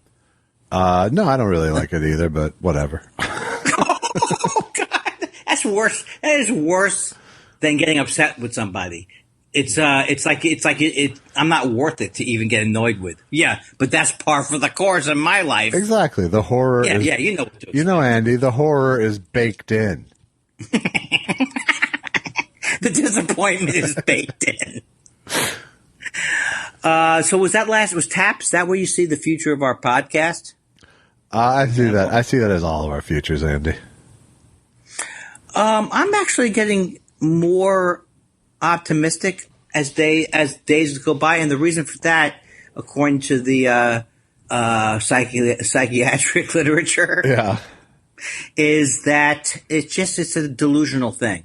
The closest it gets to the end, you start to artificially hope. No, maybe he's going to turn around. No, maybe he's going to turn around. No, maybe this time he'll really get the message. Right. No. Nope. Now it's drink disinfectant or some shit. That was actually, I hate to come to his defense, but no.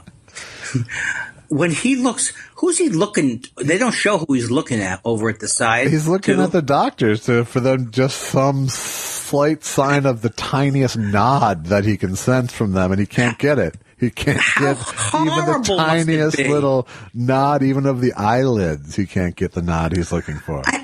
It's literally amazing what he's on. Yeah. Yeah. The other thing I find amazing is that he's not embarrassed. Doesn't seem to be embarrassed. No, I mean, I think we've all learned that once you eliminate shame from the equation, the world is your oyster. Oh man. Well, I have been I've been reaching out to more people and telling them about last month. So that's been good, but the thing about wanting to feel better every day, that's a shell game. It's a sucker's game. Really. It really is. But I do feel better in a way. I don't know. I do think I have a Mr. Optimistic side too. Well, good. There's nothing wrong with that. I mean, I'm the wrong guy to be telling it to today, but talk to me tomorrow and I'll be on your side. Yeah, but here's the difference between you and me. You told me you were in a shitty mood, and it's not like you were, me, I'll pretend I'm not going to be in a shitty mood because I know I can't blow the podcast. So instead, I'll just pretend I'm not in a shitty mood or something. I don't know. I admire your honesty and your sincerity and your straightforward approach. Why, thank you, sir. It's getting hotter, so that's good. That part is very good, I think. I think it might get into the 90s tomorrow. I know. I couldn't believe it. I think it got into the 90s today.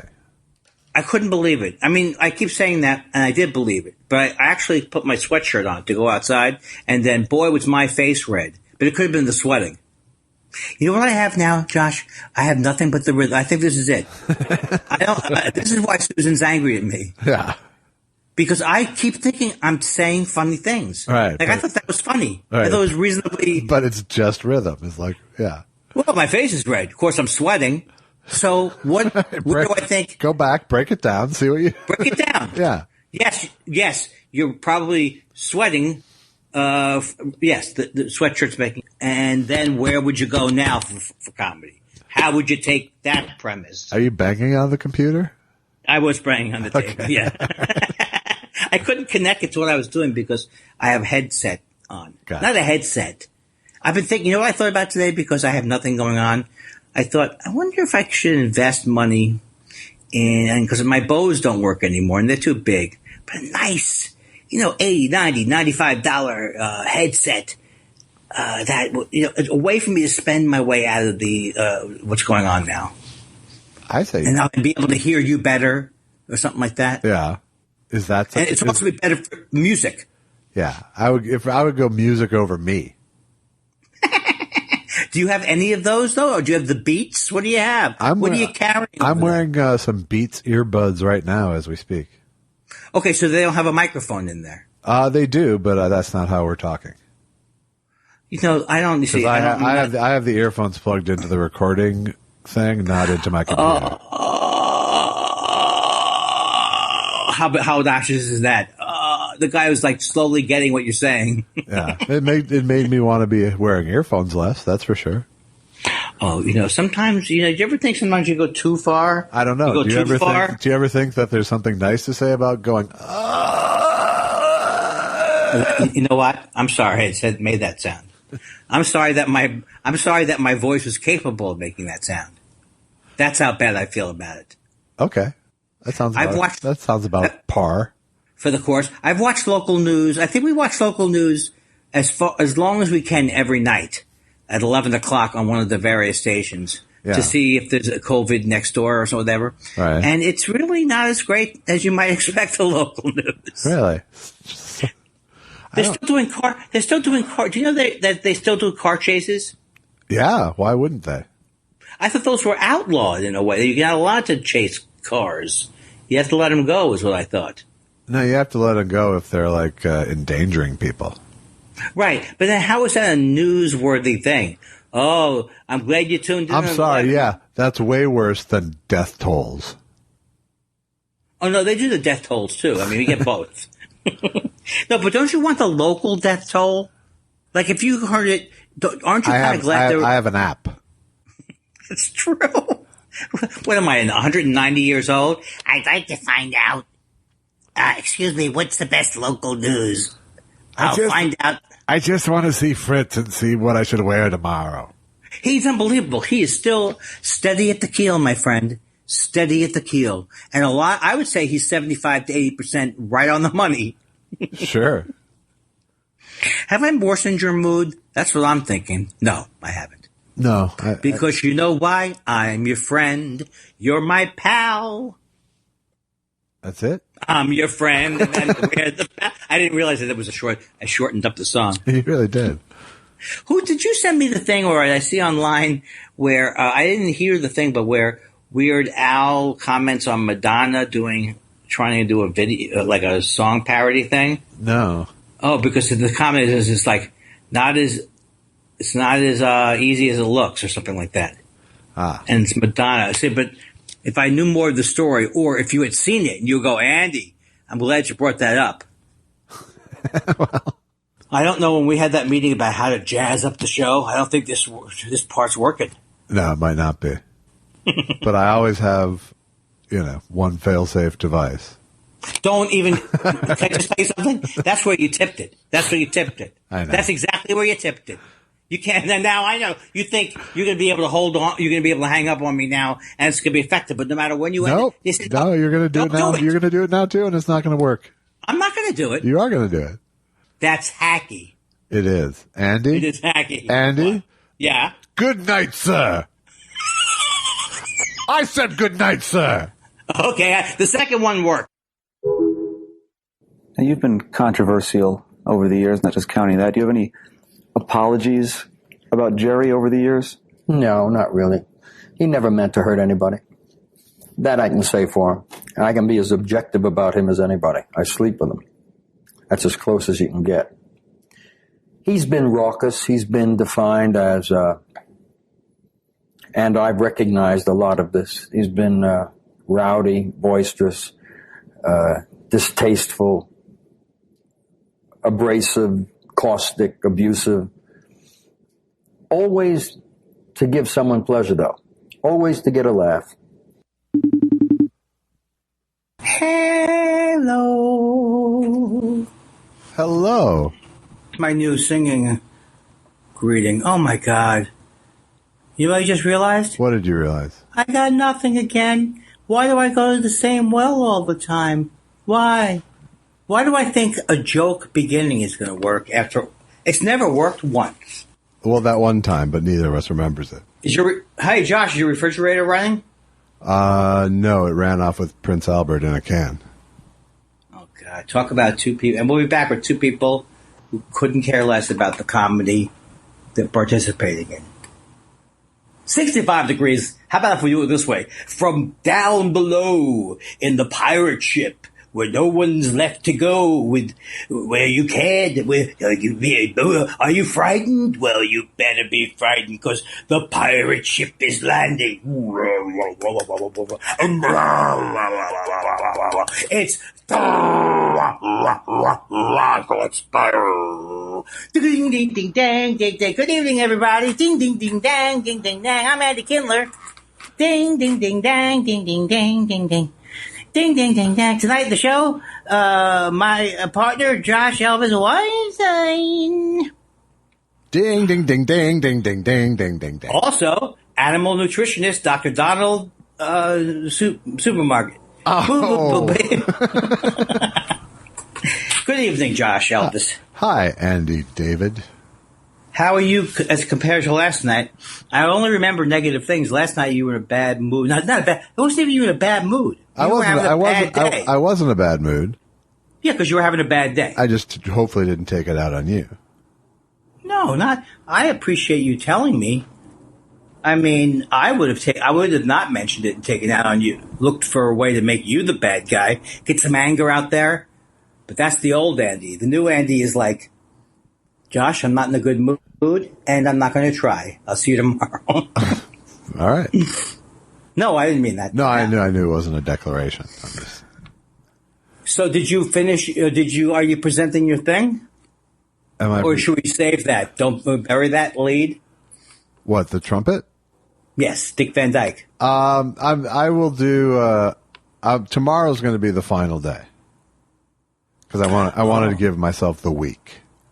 So I will put the final take on the end of the show.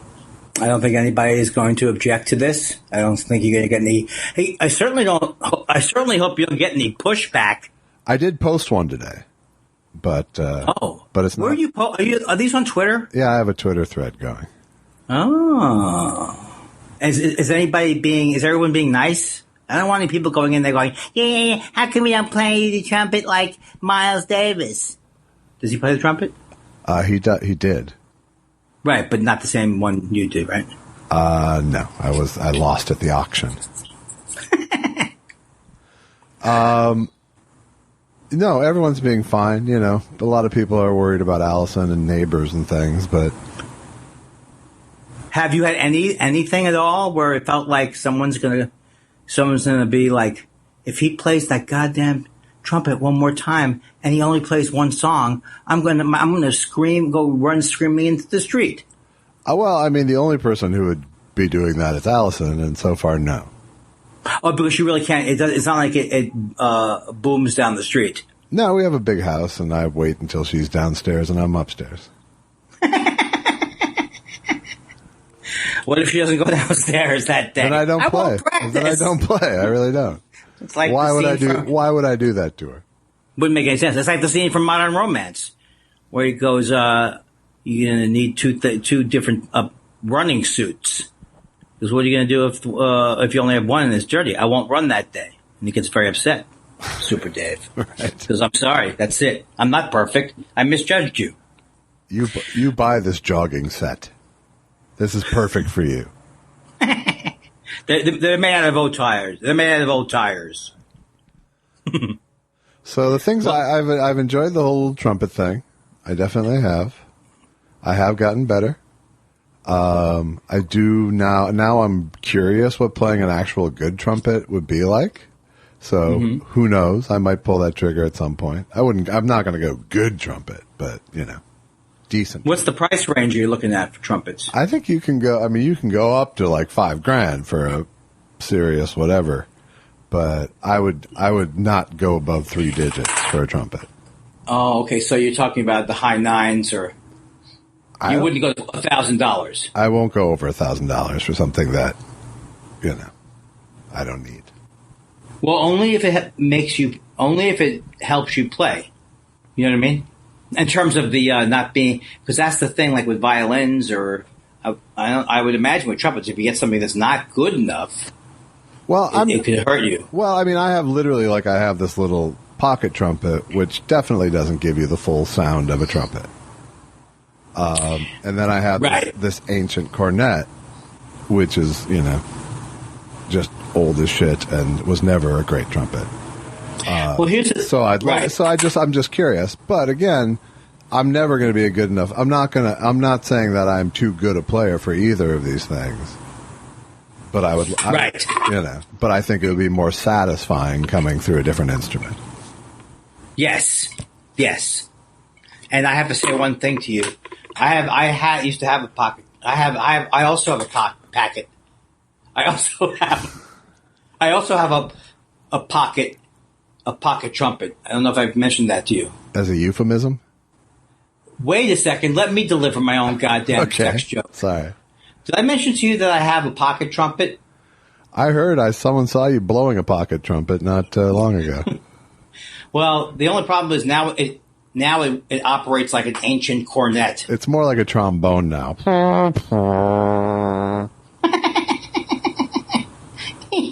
So the other thing I've realized is trumpet's hard, but I was quite happy with my learning curve throughout the week, I would say. And what do you think if you had to tell somebody why you do it? Not like justify it, but what do you think you get out of this kind of a process? I got this tiny sense of accomplishment each day, right, and a sort of pseudo discipline feeling.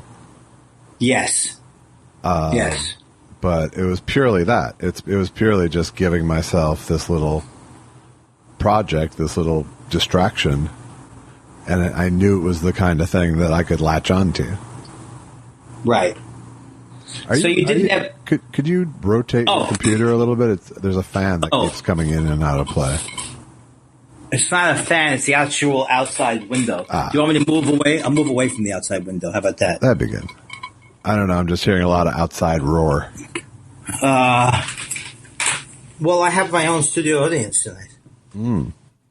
That's why I hear crickets.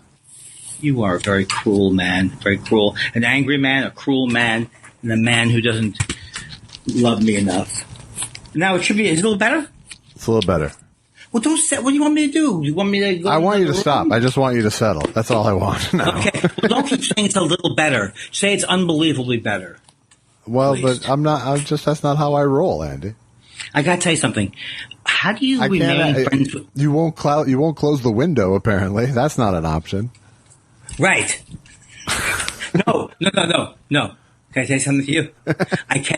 Closing the window is not an option. Okay. because it's all painted and we're letting something dry. Well, let's just go on, and we'll live with the crickets. It doesn't sound as blowy as before, does it? It's less blowy. The crickets are more highlighted now. That's all. There's no crickets here. There's no crickets. What are you saying? There's no. Although, you know what I've heard, though, Josh, recently, and I don't know if you've heard this, I hear birds at night. There's a lot of birds now. A lot of bird traffic. And it's more than there used to be, right? It's seemingly, I think there's just less roar in the valley to drown them out. Yeah. I really like that. And can you turn the angle of your computer? I'm getting a lot of drag. Laugh, God damn you, laugh. God damn you, Josh, laugh. Make a decision to laugh. And therefore I'll be able to live for fine. Oh, okay, I'm still a good person. Okay, so here's what I learned from last night that I wanted to tell you. And this is a deep, I think it's a deep thing for me to learn, but it's going to sound simplistic. Here's what I learned. Okay. I can be annoying. That is a giant breakthrough if that's your first if it's the first time that it's settling in. No, I mean it in both ways. It's okay if I'm annoying. That doesn't mean I'm like Charles Manson. True, absolutely right? True. Right? And also, if you had to put me on the meter and on an annoying meter, I'm clearly more annoying than the regular person that you'd meet. I think it's safe to say that's true without trying to be insulting. Right. Without trying to be insulting. That's right, because when I'm feeling uncomfortable, I actually sometimes want to push you further, for example. You know? Hey, how about that? Like whatever the bit you didn't like I was doing yesterday about my parent. I said, 2 family members who are dead, and you weren't going into the bit. So I can then realize, if I go, oh, okay, it's just an annoying bit. It could, even if you say it's not as annoying as Josh finds it, what does that matter? He's the only other person who has to listen to it right now. Yeah, I don't respond well to getting poked at. I know, but I never realized that. I never quite realized that.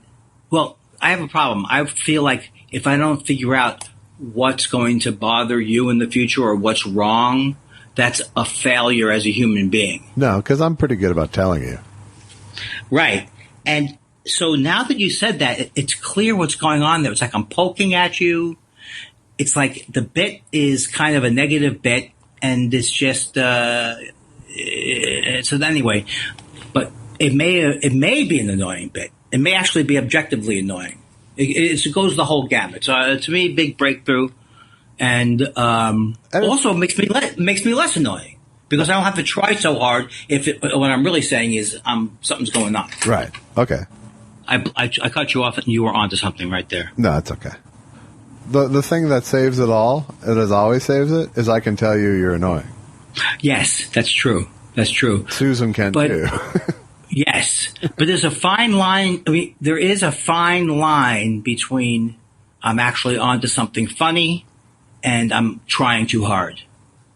Sometimes it's not a fine line. Sometimes I'm clearly over on the overacting in your face kind of character. Yeah, I don't have a good yes and function for that kind of assault. Well, you don't have to have. No one needs that kind of versatility to know how to respond to that. Those are some big ice cubes you got going, by the way. Okay. That's like, are you drinking one of those tin mugs? I'm drinking one of those. I'm drinking I go through different phases, and right now I'm in the phase of keeping everything in the thermos. Ah, okay. So I walk around in the thermos with iced coffee all day long, and I forgot that it's annoying. I forgot that it can affect the podcast. Someone pull me out of myself. You know, can you pull me out of that? I will, because we have questions. Oh, I forgot. I even forgot. Got questions. It's a pleasant surprise. Okay, cool. There's no more new business, I assume? No, I haven't finished the movie, but I would like. But Susan wants to see the movie, so I think I'll finish the movie this weekend. If you want to, go ahead. No, okay. No pressure. Right, and if not, you can do a report on it, right? Sure, if you want, or we can just let it go by the wayside like so much desert sand. I think it's an important movie to cover. All right. Not like we're Siskel and Ebert. No, but I'm an enthusiastic proponent of the movie. Yeah, cool. And I respect what you're doing, so I'm going to even try and be more happy about it. I'm kidding. I'm enjoying it too. Chaotic Neutral says, hey guys, just wanted to remind you that 2020 hasn't been all bad. Vince McMahon lost a fortune on the XFL, and the only thing that came of it was Andy got a Super Bowl spot. That really is great. I'm very happy. I mean, I feel bad for anybody I don't feel bad for Vince McMahon. No. But it had to fail because no one could come see it anymore, right? Right. Yeah, they had no profit margin to act as a cushion. I feel like the whole country kind of has always been this way, that everybody was like, well, if it stops for even 3 days, we're done. Our goose is cooked. We have nobody has backup money. I mean, I know that people do, but it seems like a huge segment of the country does not have a cushion, a Susie Orman style cushion. No, I mean, people didn't have $400 when times were good. Everybody did. How many of these businesses can't come back? Like if they're off for like a month, many of them, it seems. Yeah, tons. I mean, it just depends what their resting overhead is, really. But if you're a restaurant, there's no margin there, Or if you're Macy's, who've been losing money. Now, there's places like Macy's, maybe they're just going to have to go out of business, or they're going to have to be like Sears. But I can't imagine, because people were having trouble in retail establishments before this happened, right? In terms of people coming into. Well, I mean, I got to assume there's going to be a lot of deals that get cut.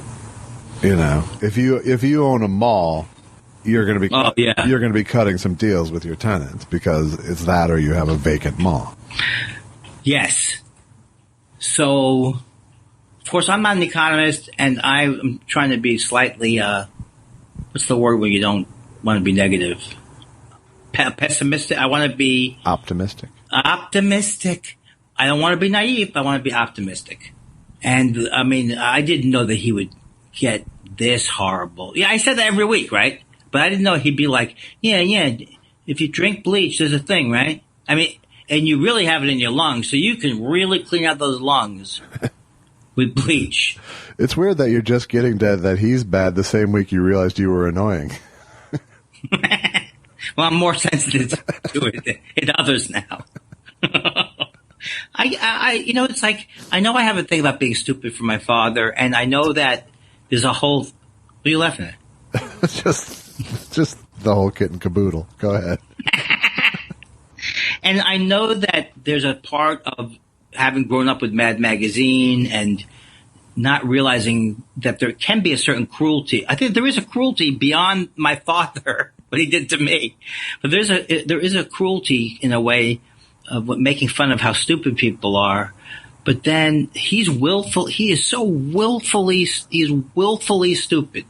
I know I've said that before maybe, but it's just, I don't know how else to, it's like, I can't imagine I would ever be like Dr. Burke said he was doing, it's new information coming in. Who reads new information like, oh, let me see what I got here. UV light. What's it called? UV? Yeah. Ultraviolet light. Maybe they could shine that inside you. Right, exactly. That's beyond stupid. It's you know what it is? It's a person who never has ever had to do anything to apply his actual intelligence.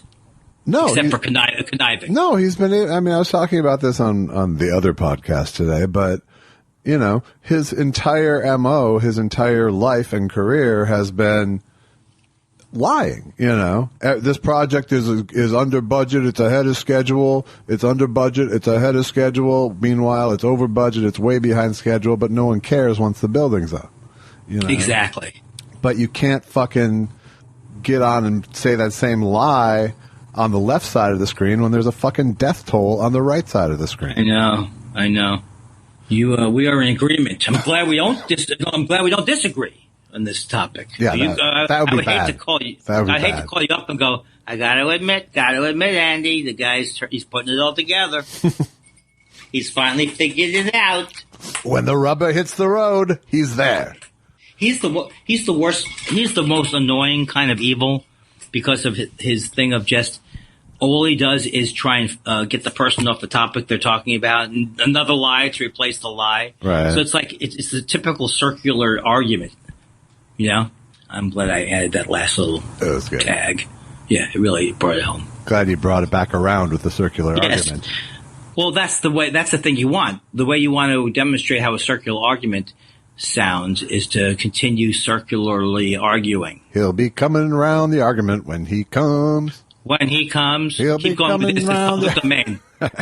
Sous Vide sent over a month ago, 3/18/20, says, "Hey, Gregory Peck, has the situation improved?" You don't even remember that this is a running gag, but I remember Gregory Peck. Isn't Gregory Peck? No, he's been asking different characters. Has the situation improved each week? No, I definitely lost it then. Yeah. Definitely. Thank you for not making me feel as bad as you normally do. Because normally you go, uh-oh, here it comes again. Mister doesn't remember anything past yesterday. Oh, no, I'm sorry. I lied. Earlier today. Remember anything. Do you remember I have salmon for you? You do? I do, yeah, and tomorrow, I don't think this is something I need to hide under a bushel, but tomorrow I'm getting a nice shipment of bagels from the Larry LPB, our friend Larry Berger. That's a beautiful thing. Sent me bagels from Essa Bagel, which I don't even know if I've had Essa Bagel. It's very exciting. Have you had an Essa Bagel? I have not, but I'm excited. You know you're having some of these. I'm very excited about that. The Jewish barter. Yes. I'll trade you some salmon for some bagels. No, there's no trading. No, well, I'll take the salmon. Well, I'll take everything else. I'll take everything else that's not nailed down. Nonetheless, there's a question on the table. Okay. Hey, Gregory Peck, has the situation improved? Oh, how has it? It has not. People continue to die. Our president continues to suck.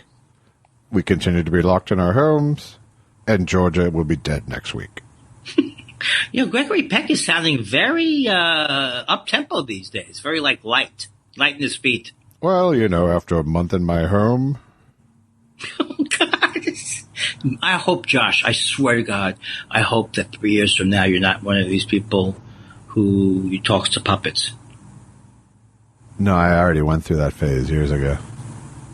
Oh, you didn't. You didn't go to a ventriloquist phase.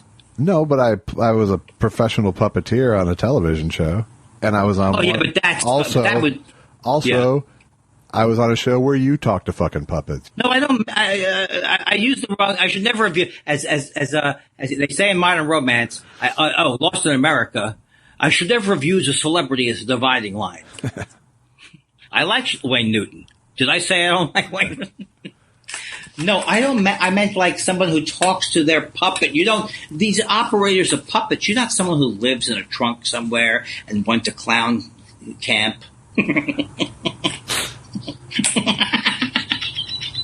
Not. Hey, what? I was just gonna go ahead, finish. I was gonna move on. If you find someone who does do that, please let me know where they live.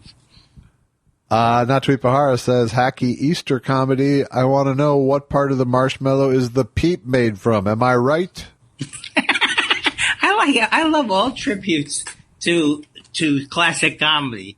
I like it because the more we repeat it now, the more we can hope that future generations will not resort to that type of comedy.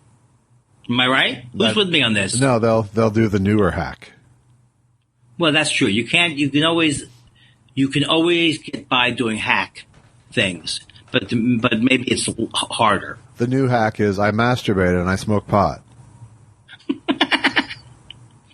What? That's the new hack. Well, that's what I talk about. Well, I talk about how I can't masturbate. Fits, wear it. Bill on Lockdown says, I heard that Miles Davis wanted to play the theme to the Dick Van Dyke Show, and that oddly enough, Bob Dylan has Miles' audition tape for his personal collection. Wondering if Josh and Andy know anything about that. What kind of fucking fever dream, people? I don't know how you even come out of that doing an impression. Well, I used to have the tape, but it got lost during a move. You know, Jeff, I just want to say this is Bob Dylan. This is Bob Dylan. I just want to say I'm a big fan of Thought Spiral. I love Thought Spiral. You used to get so mad if someone did an impression of Bob Dylan like that. I used to get mad at everything I'm doing now. I try to get less mad at myself now because I realize I'm a broken man. Not true. A self-deprecating broken man. Not Tweepahar's back to say I'm easily confused and now I'm not sure when to send my tweet into Josh and Andy. Monday, Friday. Oh well, here's my tweet tossed into hyperspace. Loving the sound bumpers. Why? Thank you. Well, that's very no. You can. That's the beauty of it. Please send us questions all day and night. Exactly. Mozart 2 says, I'm guessing, Andy, have you ever watched the inimitable Tony Shalhoub in TV's Monk? It's almost exactly Columbo meets Kindler. I'll take my answer off the air. Well, here's the thing. My friend, as I always like to name drop, my friend Tom Sharpling, he wrote for that show. And I love him. And I love Tony Shalhoub, but the show doesn't hook me like Columbo does. And in fact, if there's anybody out there in our listening audience who can recommend another show that's at the level of Columbo, I'm all eyes or ears. And I know about Rockford Files, but I've been disappointed in a couple of the British things, the Midsummer Night's Mysteries, or the Murdoch Mysteries, or Miss Fisher's Mysteries. Maybe he's the only one. Maybe he's the top. Just go watch some McLeod. No, that's a sarcastic, right? Mm-mm. You like McLeod? It's a lot like Columbo. Okay, who's McLeod? Dennis Weaver. Oh, okay. Same era, right. Same production company, I think. Okay. I'll give it a shot. Not Mannix. No. Not Hawaii Five-0. I could never like that show. No. Christy W. says, listening to Andy's June 12th, 2013 appearance on Todd Barry's podcast, he says that his album will be out late summer. How long does post-production take? I can laugh at that now because it's coming out. Right? That's what you say. And I believe it was recorded in 2013 on December 3rd and 5th on 2 different nights. And I did all the, now my manager Bruce has said. If it was December, then it was 2012. How come? Because this person is saying in June of 2013, you were saying it was coming out that summer. Oh, I think I'm lying then. Oh, I think you're right. I think it's 8 years then. Yeah, I think maybe I'll have to look back. Not that it will be an earth-shattering thing that anybody will care about. It's been a long time. But Bruce listened to it, and Bruce said it's really, my manager says it's really good. It's really funny, he says. Not hard to believe. Well, thank you, but I'm very proud of it because I edited it all myself. Good. Now, that could be a nightmare. But in this case, it wasn't. It was a nightmare doing it, for sure. Yeah. But on what did you edit? Just on the listening back, just for the content. Oh, nothing to do with the final smooth out of the sounds. Oh, just say this is exactly the show I want. You gave them ins and outs, and they made the cuts. Exactly. Gotcha. Stephen Elton Yates says maybe it's the cabin fever, but I just saw a catheter infomercial with Howard Cosell. Hey, Andy Kindler, have you got the audio from this? Oh, I did hear about it, and it was about him. Is Howard Cosell, and he's interviewing the guy from the lubricator catheter commercial. I'm here in the Republic of Domingo to interview a man who has discovered an almost painless catheter. Almost painless, not good enough for this broadcaster. I'm starting to learn. I'm working on the impression, but probably on other people's time. Republic, and tonight from the and the catheter, you can remove it on your own. Oh, I lost it. First of all, if I got it good, what would I could do with a good Howard Cosell impression? You could go hang with Billy Crystal. Seth Dick III says, didn't Boys from Brazil have a scene where they injected bleach? While we are on the subject, could Foster Brooks say the film's title? Of course I can say that. What do you think I am? Tipsy? The movie is for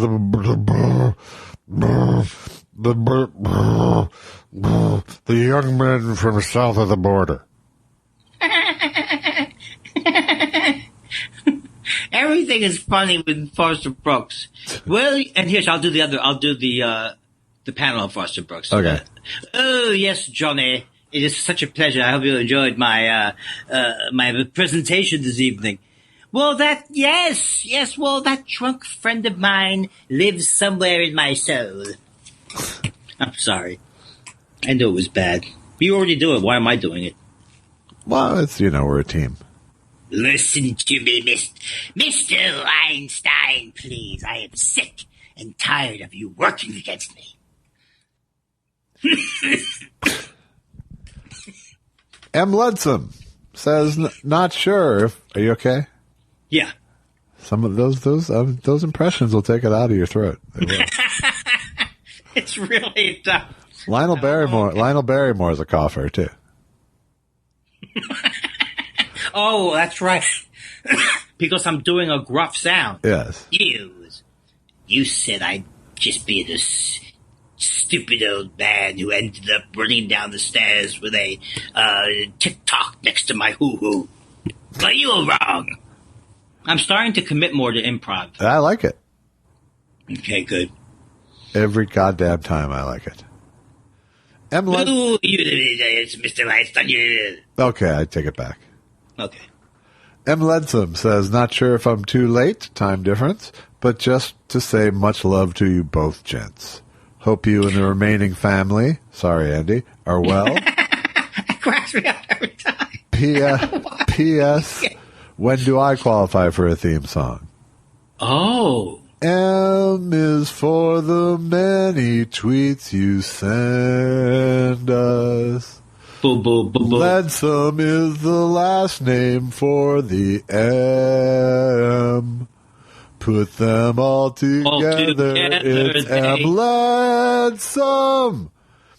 She's the one who's asking this question. She comes from a European continent where Piers Morgan is popular. That's actually, she's not from the European continent, actually. Where's she from? England. Isn't that from the European continent? No, let's...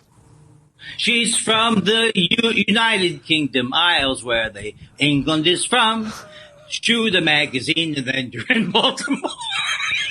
Shoe the magazine. Shoe the magazine and then you're in... I just entertain myself. That's good.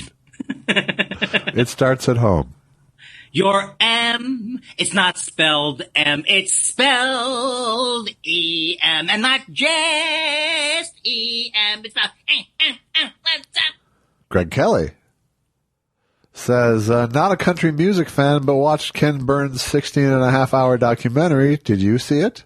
Some people really had their status elevated. Is Marty Stewart really on par with Johnny Cash and Hank Sr., or just cooperative interview? I didn't see it. I did see it. And Marty Stewart is in it a lot. And he is a good interview. And as a documentarian, when you're doing these things, you find your anchor people who have solid answers for every topic. So they end up being in these things a lot because you use them as... Are you done, Andy? I'm sorry. I just realized, you know what I was doing? I was turning the page to have a blank page in case I have an idea. It's so sad. So I'm sorry. Go ahead. I'm good. But I think you had to have Marty Stewart as the anchor, but it has to be someone good enough. Well, he's a guy who's been there for a really long time. Because he started. What are some of his hits? He doesn't have a lot of hits, but he's a player. He's played on so much shit, and I think his. I mean, he has some hits, but I can't name them. But is he from down in the West Essex town of El Paso? No, that's Marty Robbins. Oh, he's good.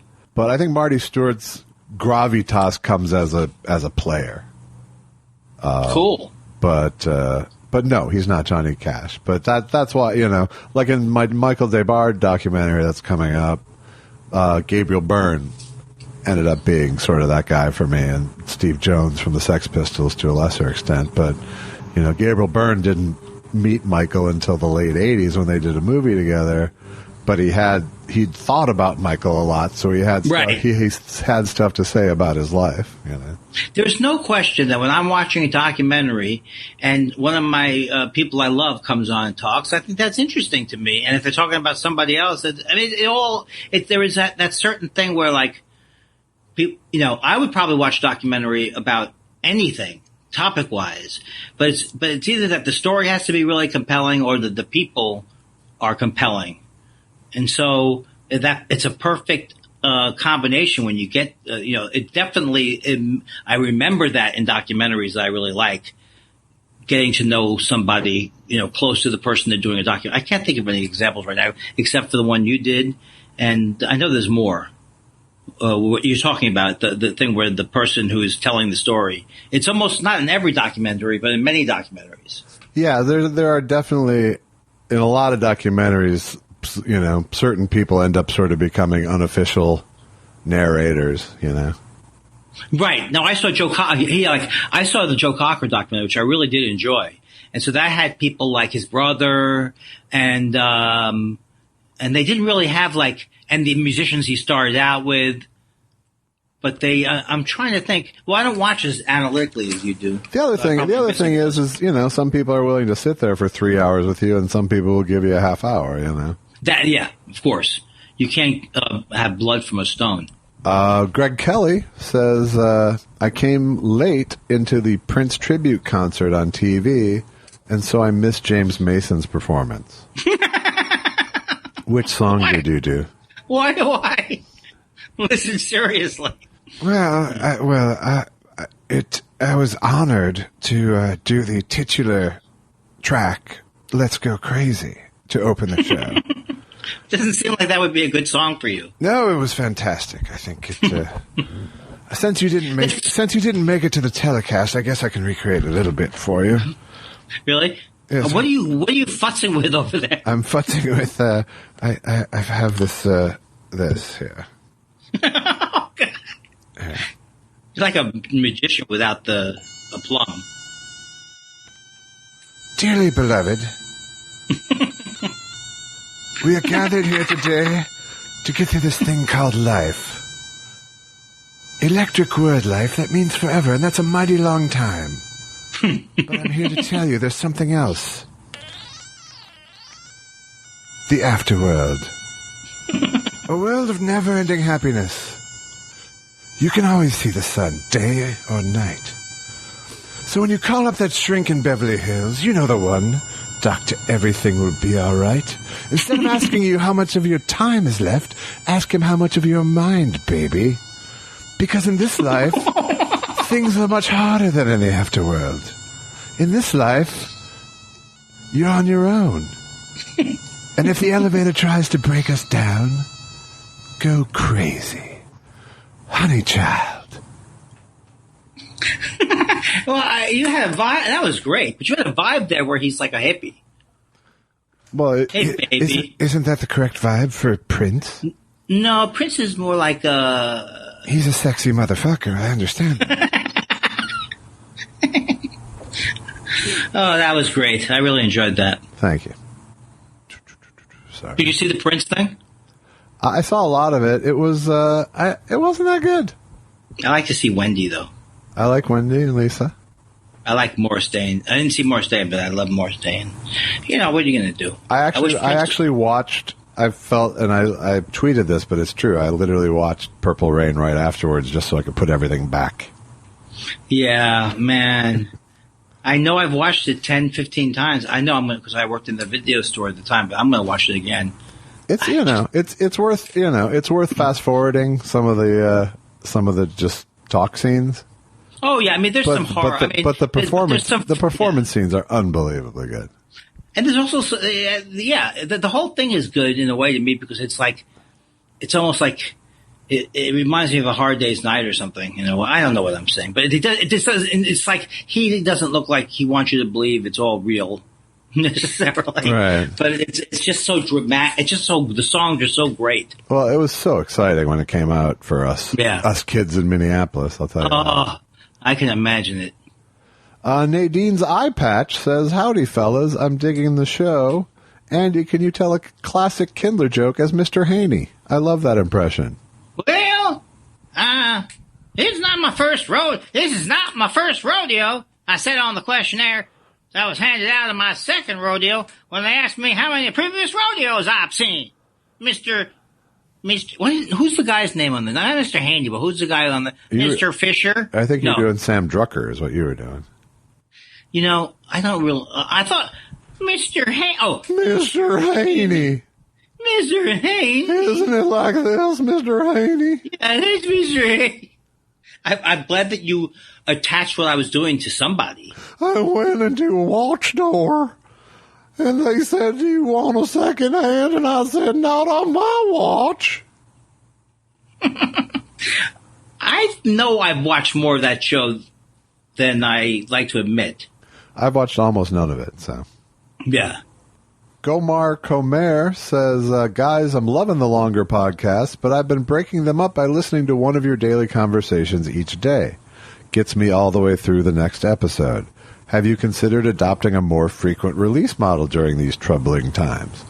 Well, no. I think you've cracked the code by doling it out to yourself like little Xanax bars. I think you're absolutely right because if we try to make it into 2 releases, then that would be just like, it would be a lot of extra editing to try and make it. Whereas what you're saying is it's 2 hours and 40 minutes. Who could listen to that on one listen? That's right. I mean, I'm sure some people do and don't pay much attention throughout. I have listened to long podcasts and loved every second of it. But that wasn't me. Yeah, that's a whole different can of fish. You just can't talk about listening to yourself too long. You know how I like to listen to myself? I like to make a nice cosmopolitan and I like to have something silky on. All right. I'm just going to let that sit there. As that truck goes by your window.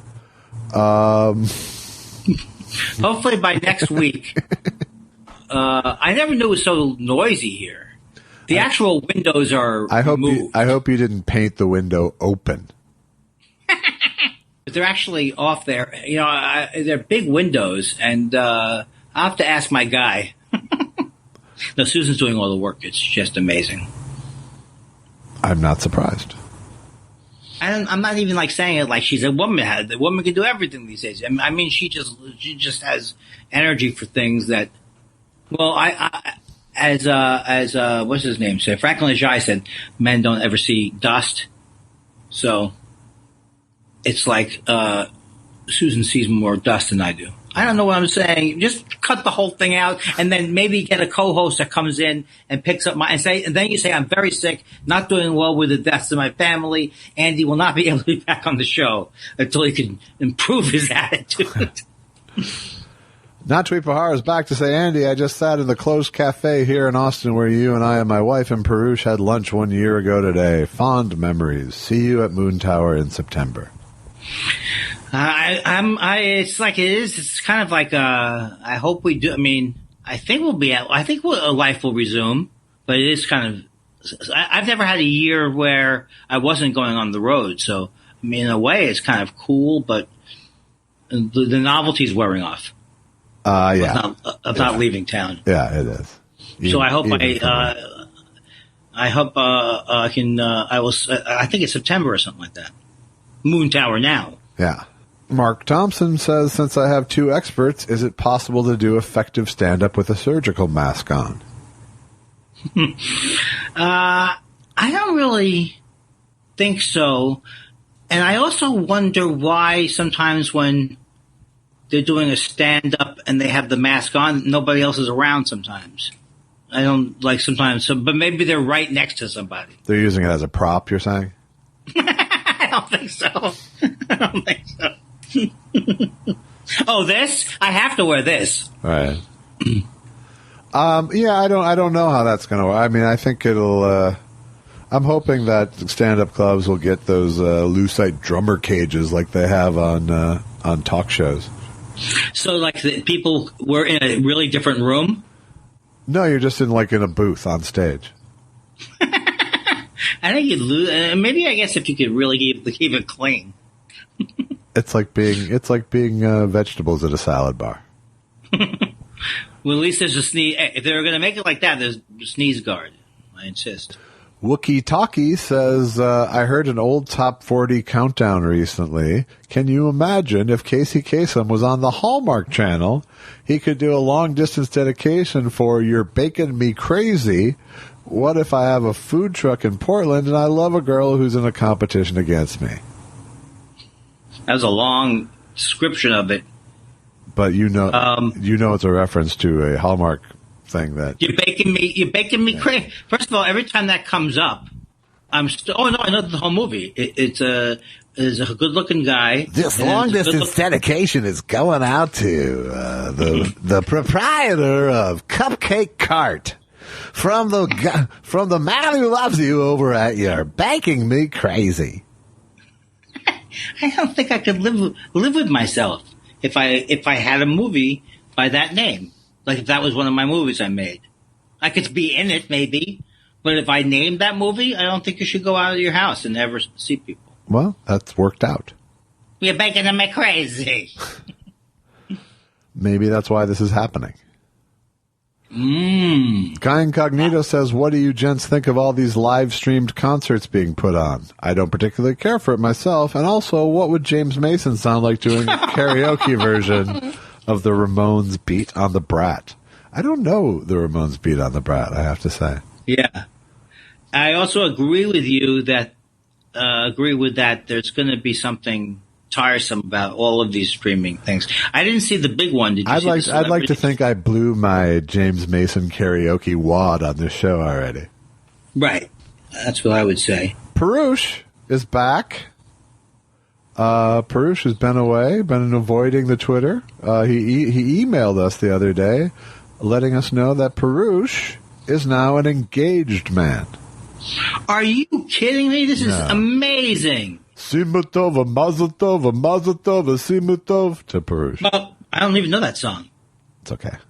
Mazatova, Simutova, Simiatsaras. I don't know that song. This is such good news, but I have a question. What if the person he's marrying doesn't like our podcast? He'll choose us. Okay, good. Yeah. When's it gonna, does he mention dates? He did not. But I'm sure. Right, but keep an eye on the mailbox, I'm saying. Can't believe it. Perush says... I mean, I can't believe it, but it's exciting. It is. Perush says, shouldn't we be having a live video show with listeners asking questions live on Zoom, asking for a listener? No. I don't want to. I think it sounds like a lot of effort. Several people have asked us about doing Zoom shows. And I would love to give an excuse, but the truth is I just don't want to. I don't like Zoom. It doesn't sound like fun to me, and I'm sorry. Well, I've done a couple of interviews in Zoom. That's okay. Yeah. You'd do an interview on Zoom, wouldn't you? Yeah, but that's a whole different ballgame. Right, but the thing of, I think cable news, it's good for cable news. No, I'll have a conversation. It's just I don't want to have a Brady Bunch show thing. No, that Brady Bunch thing it's not good. That's how they're going to get us. Finally. Justin Faulkner says, hey, gents, favorite Beatles album, favorite Dylan album, and favorite unreleased comedy album. I'll go with Abbey Road, Blonde on Blonde, and Andy's. I can't argue with that. I would say favorite Beatle album. I don't really know. I have a problem with that one. I like them. I really do think of them mostly as songs, the Beatles. But what's the one that Norwegian Wood is on? Rubber Soul. See, that's a great album, but how about you? Does something strike you as immediate? I like Abbey Road. I like Rubber Soul. I like Revolver. I like the White Album. I don't like Magical Mystery Tour all that much. Yeah, it sounds a little concept-y. I don't like, I don't like go back to the really early stuff. Right, and all of those came out on different kind of collections in different kind of countries. And Dylan, I am firmly, and I just talked to Susan about it, it would be Blood on the Tracks again. Yeah. That's my favorite Dylan album. And it's also my favorite album from my life. It's like a seminal album in my own life that I remember. So it was like, it just resonates in a way that I don't think anything else could by him. Although I love everything he does. Fair enough. Mostly everything. And unreleased album is, it's going to be released soon. Commish G says, hi guys, have you noticed that most people are way off when estimating 6 feet? I know I am. I'm not very good at, I don't know what those distances mean. I think, I know what it's they not mean. It's not as bad as guys who can't imagine 8 inches. Am I right, ladies? It is I was thinking about that the other day, when you're listening to GPS in a different country and they say you go down 40 meters or whatever. All I know are football fields and New York City blocks. Yeah. Everything else sounds odd to me. I can't figure it out. So you have the perfect skill set if you're Joe Namath. That's exactly right. But I feel it should be more than 6 feet. Just don't even take the chance. Well, eventually we're going to have to take the chance. You think so? Yeah. In what kind of a thing? In some kind of you going to do a conga line, or how are you going to dive back in? I don't know. I went grocery shopping yesterday or 2 days ago. Yeah, but yes, I understand that you could maybe crossing over, but it's really hey, everybody in Wisconsin that we don't want to vote, we're going to make you stand in line. I can't imagine how many people got the disease that day. Several. But that's the kind of thing I'm scared of. Kirk says, I ran across an article in Variety that Danica McKellar and Esther Koo were going to be in The Fiddling Horse. Is there any idea why there were casting changes or behind-the-scenes info you can pass along? Well, Esther Koo is in the movie. Yes. But Danica McKellar, there was just so many delays with the filming that she dropped, and it's a darn good thing that people did drop her. I would not be in the movie. I think the movie came out perfectly casting, and I love the woman from the Wonder Years. So it had everything. I recognized this lady or person, and I think everything else worked out fantastic. Very glad that Mr. Josh Elvis Weinstein was in. Well, and may I just say that Dana McKellar is a pale imitation of Paula Lindbergh. Wow. I wouldn't. I love Paula. Paula's amazing. Paula listens to the show, by the way. Well, you're making it very, very. All I'm saying is that, of course, I can't see it without Paula Lindbergh now, and especially the personalities of these people are so, in a way. Paula included, you included, and me. I wouldn't say I'm even worse than you guys, but very, very questionable people. You know what I mean? The town's questionable. The guy who says, well, we're looking for your vote. I don't want to vote for that guy. David Hayden Jones is questionable. And I just love that kind of, everyone's horrible. Every family is pretty horrible in this movie. Yes. The women are horrible to each other. Muffy. There's a lot of bad Christians. I think the Jews get off pretty well. I'm by far the best person in the movie. That's true. And even I'm shifty. Well, I'm morally squishy, but I'm my motivation is trying to make people happy, not trying to screw people. Yeah, because Paula, she's wearing those stupid gloves. Exactly. I love to see that kind of thing. The idea that someone would get upset that you were wearing gloves. The whole thing, I love that got better for me on the second viewing. Yeah. Yeah. You're damn right, yeah. A.D. Morgan says hello to you both. A quick note, just checking that you have a project to fend off boredom and isolation. I am building a lighthouse in the yard, but it's not a competition. Stay well. You win, A.D. Morgan. You fucking win with that goddamn lighthouse. I can't even make a paper plane. I'm playing the Dick Van Dyke theme. It's been well covered. Yeah, you did. No one could say, even that guy who did the Free Willy is not as big an accomplishment as you, et cetera, et cetera. Now, is this the character you hate?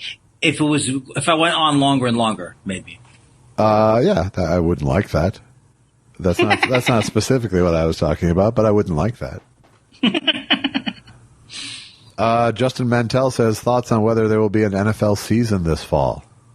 I think that there will be, but I mean, it's like I don't understand. I think that there will be, but I don't understand how this gets to crowds. I don't think there will be stadiums full of fans watching football, but I think they'll play football. Man. And I think after the first game, I'll be like, lose the fucking people. This is great. Let's wait until the arrest takes place. Hold on.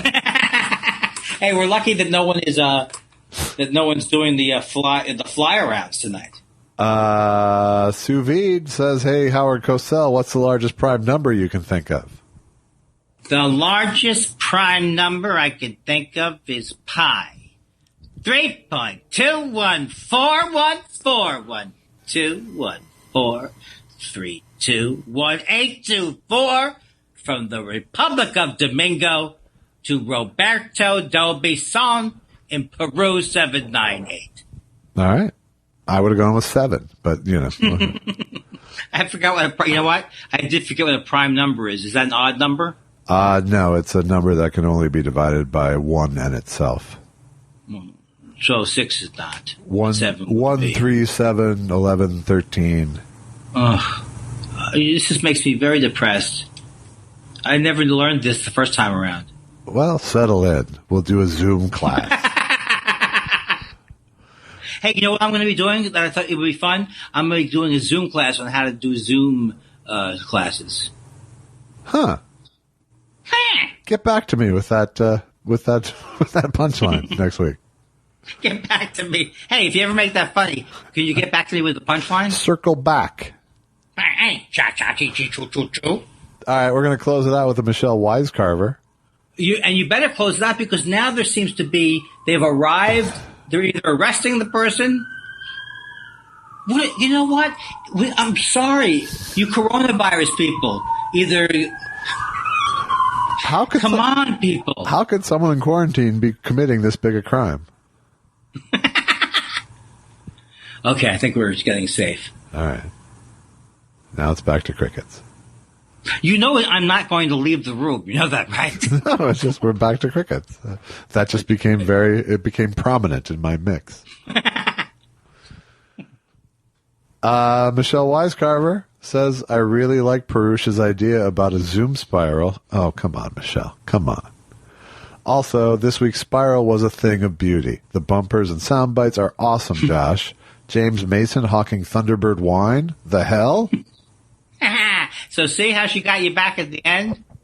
Well, Michelle, I agree with you that I don't know what I'm going to say. No, but I agree with Josh that we shouldn't do we definitely shouldn't do the live. I'm already nauseous thinking about our live Zoom. It reminds me of the 2 or 3 things we did in clubs, which we didn't enjoy that much. Yeah, no, it just sounds like unnecessary anxiety in the service of something that won't be fun. But I'm glad that you were enjoying the show. Yes. Yes, and thank you. For us especially. As you can tell, I'm working harder on these shows, people. Come on. Why put more work on my plate? I know. You really should get the lion's share of the coffee. Probably, but that's not the deal. It is the deal. I'll change it. until it gets over $10, and then I'll be all in your face with lawyers. Exactly. You'll be back to poking. Well, I have to say that this was that's the last letter question. I believe it is. Well, we're going to say it is, regardless. Let's just say it is. I feel that my energy is flagging tonight, but we went like an hour and 7 minutes just tonight. Yes. Well, we don't. It'll be shorter. I assure you. Hey, don't get ahead of myself. Don't get comfortable with it lengthwise. This was a difficult week. Just technically, this was a difficult week. I made mistakes along the way. I dropped shows. It was, but we made it through. We made it through, and I do feel like it's a weirder. It is something consistent with how the quarantine is right now, so too. I think it's a struggle analogy on tape. Well, here's my weekend advice for you, Andy. All right. Stop drinking coffee 24 hours a day since you're not sleeping. Right. Absolutely. I will. If you'd like to support our show with a financial gift, go to buymeacoffee.com/thoughtspiral. If that's not a consideration these days for you, go to Apple Podcasts. Leave us a 5-star review and some nice words. Nice words. Some nice words would be very nice from the nice people. Remember, we do have Thought Spiral merch available at Zazzle.com/thought_spiral. I got an album called Chunks out, available where albums are streamed. Andy has an album coming out so soon we can taste it. Unbelievable. The world will shudder in amazement. I will officially stop plugging my album when Andy's album comes out. Well, that's how much support I want to throw behind this project. And I just want to say... And also I have a movie to start promoting after that. So. Oh, that's right. And I just want to say, if it's okay that I piggyback on what you're saying, is, we've been doing a lot of jokes this week about the... Well, he's clever, but I can't end the show without the final performance of the Dick Van Dyke theme. Good night, everybody.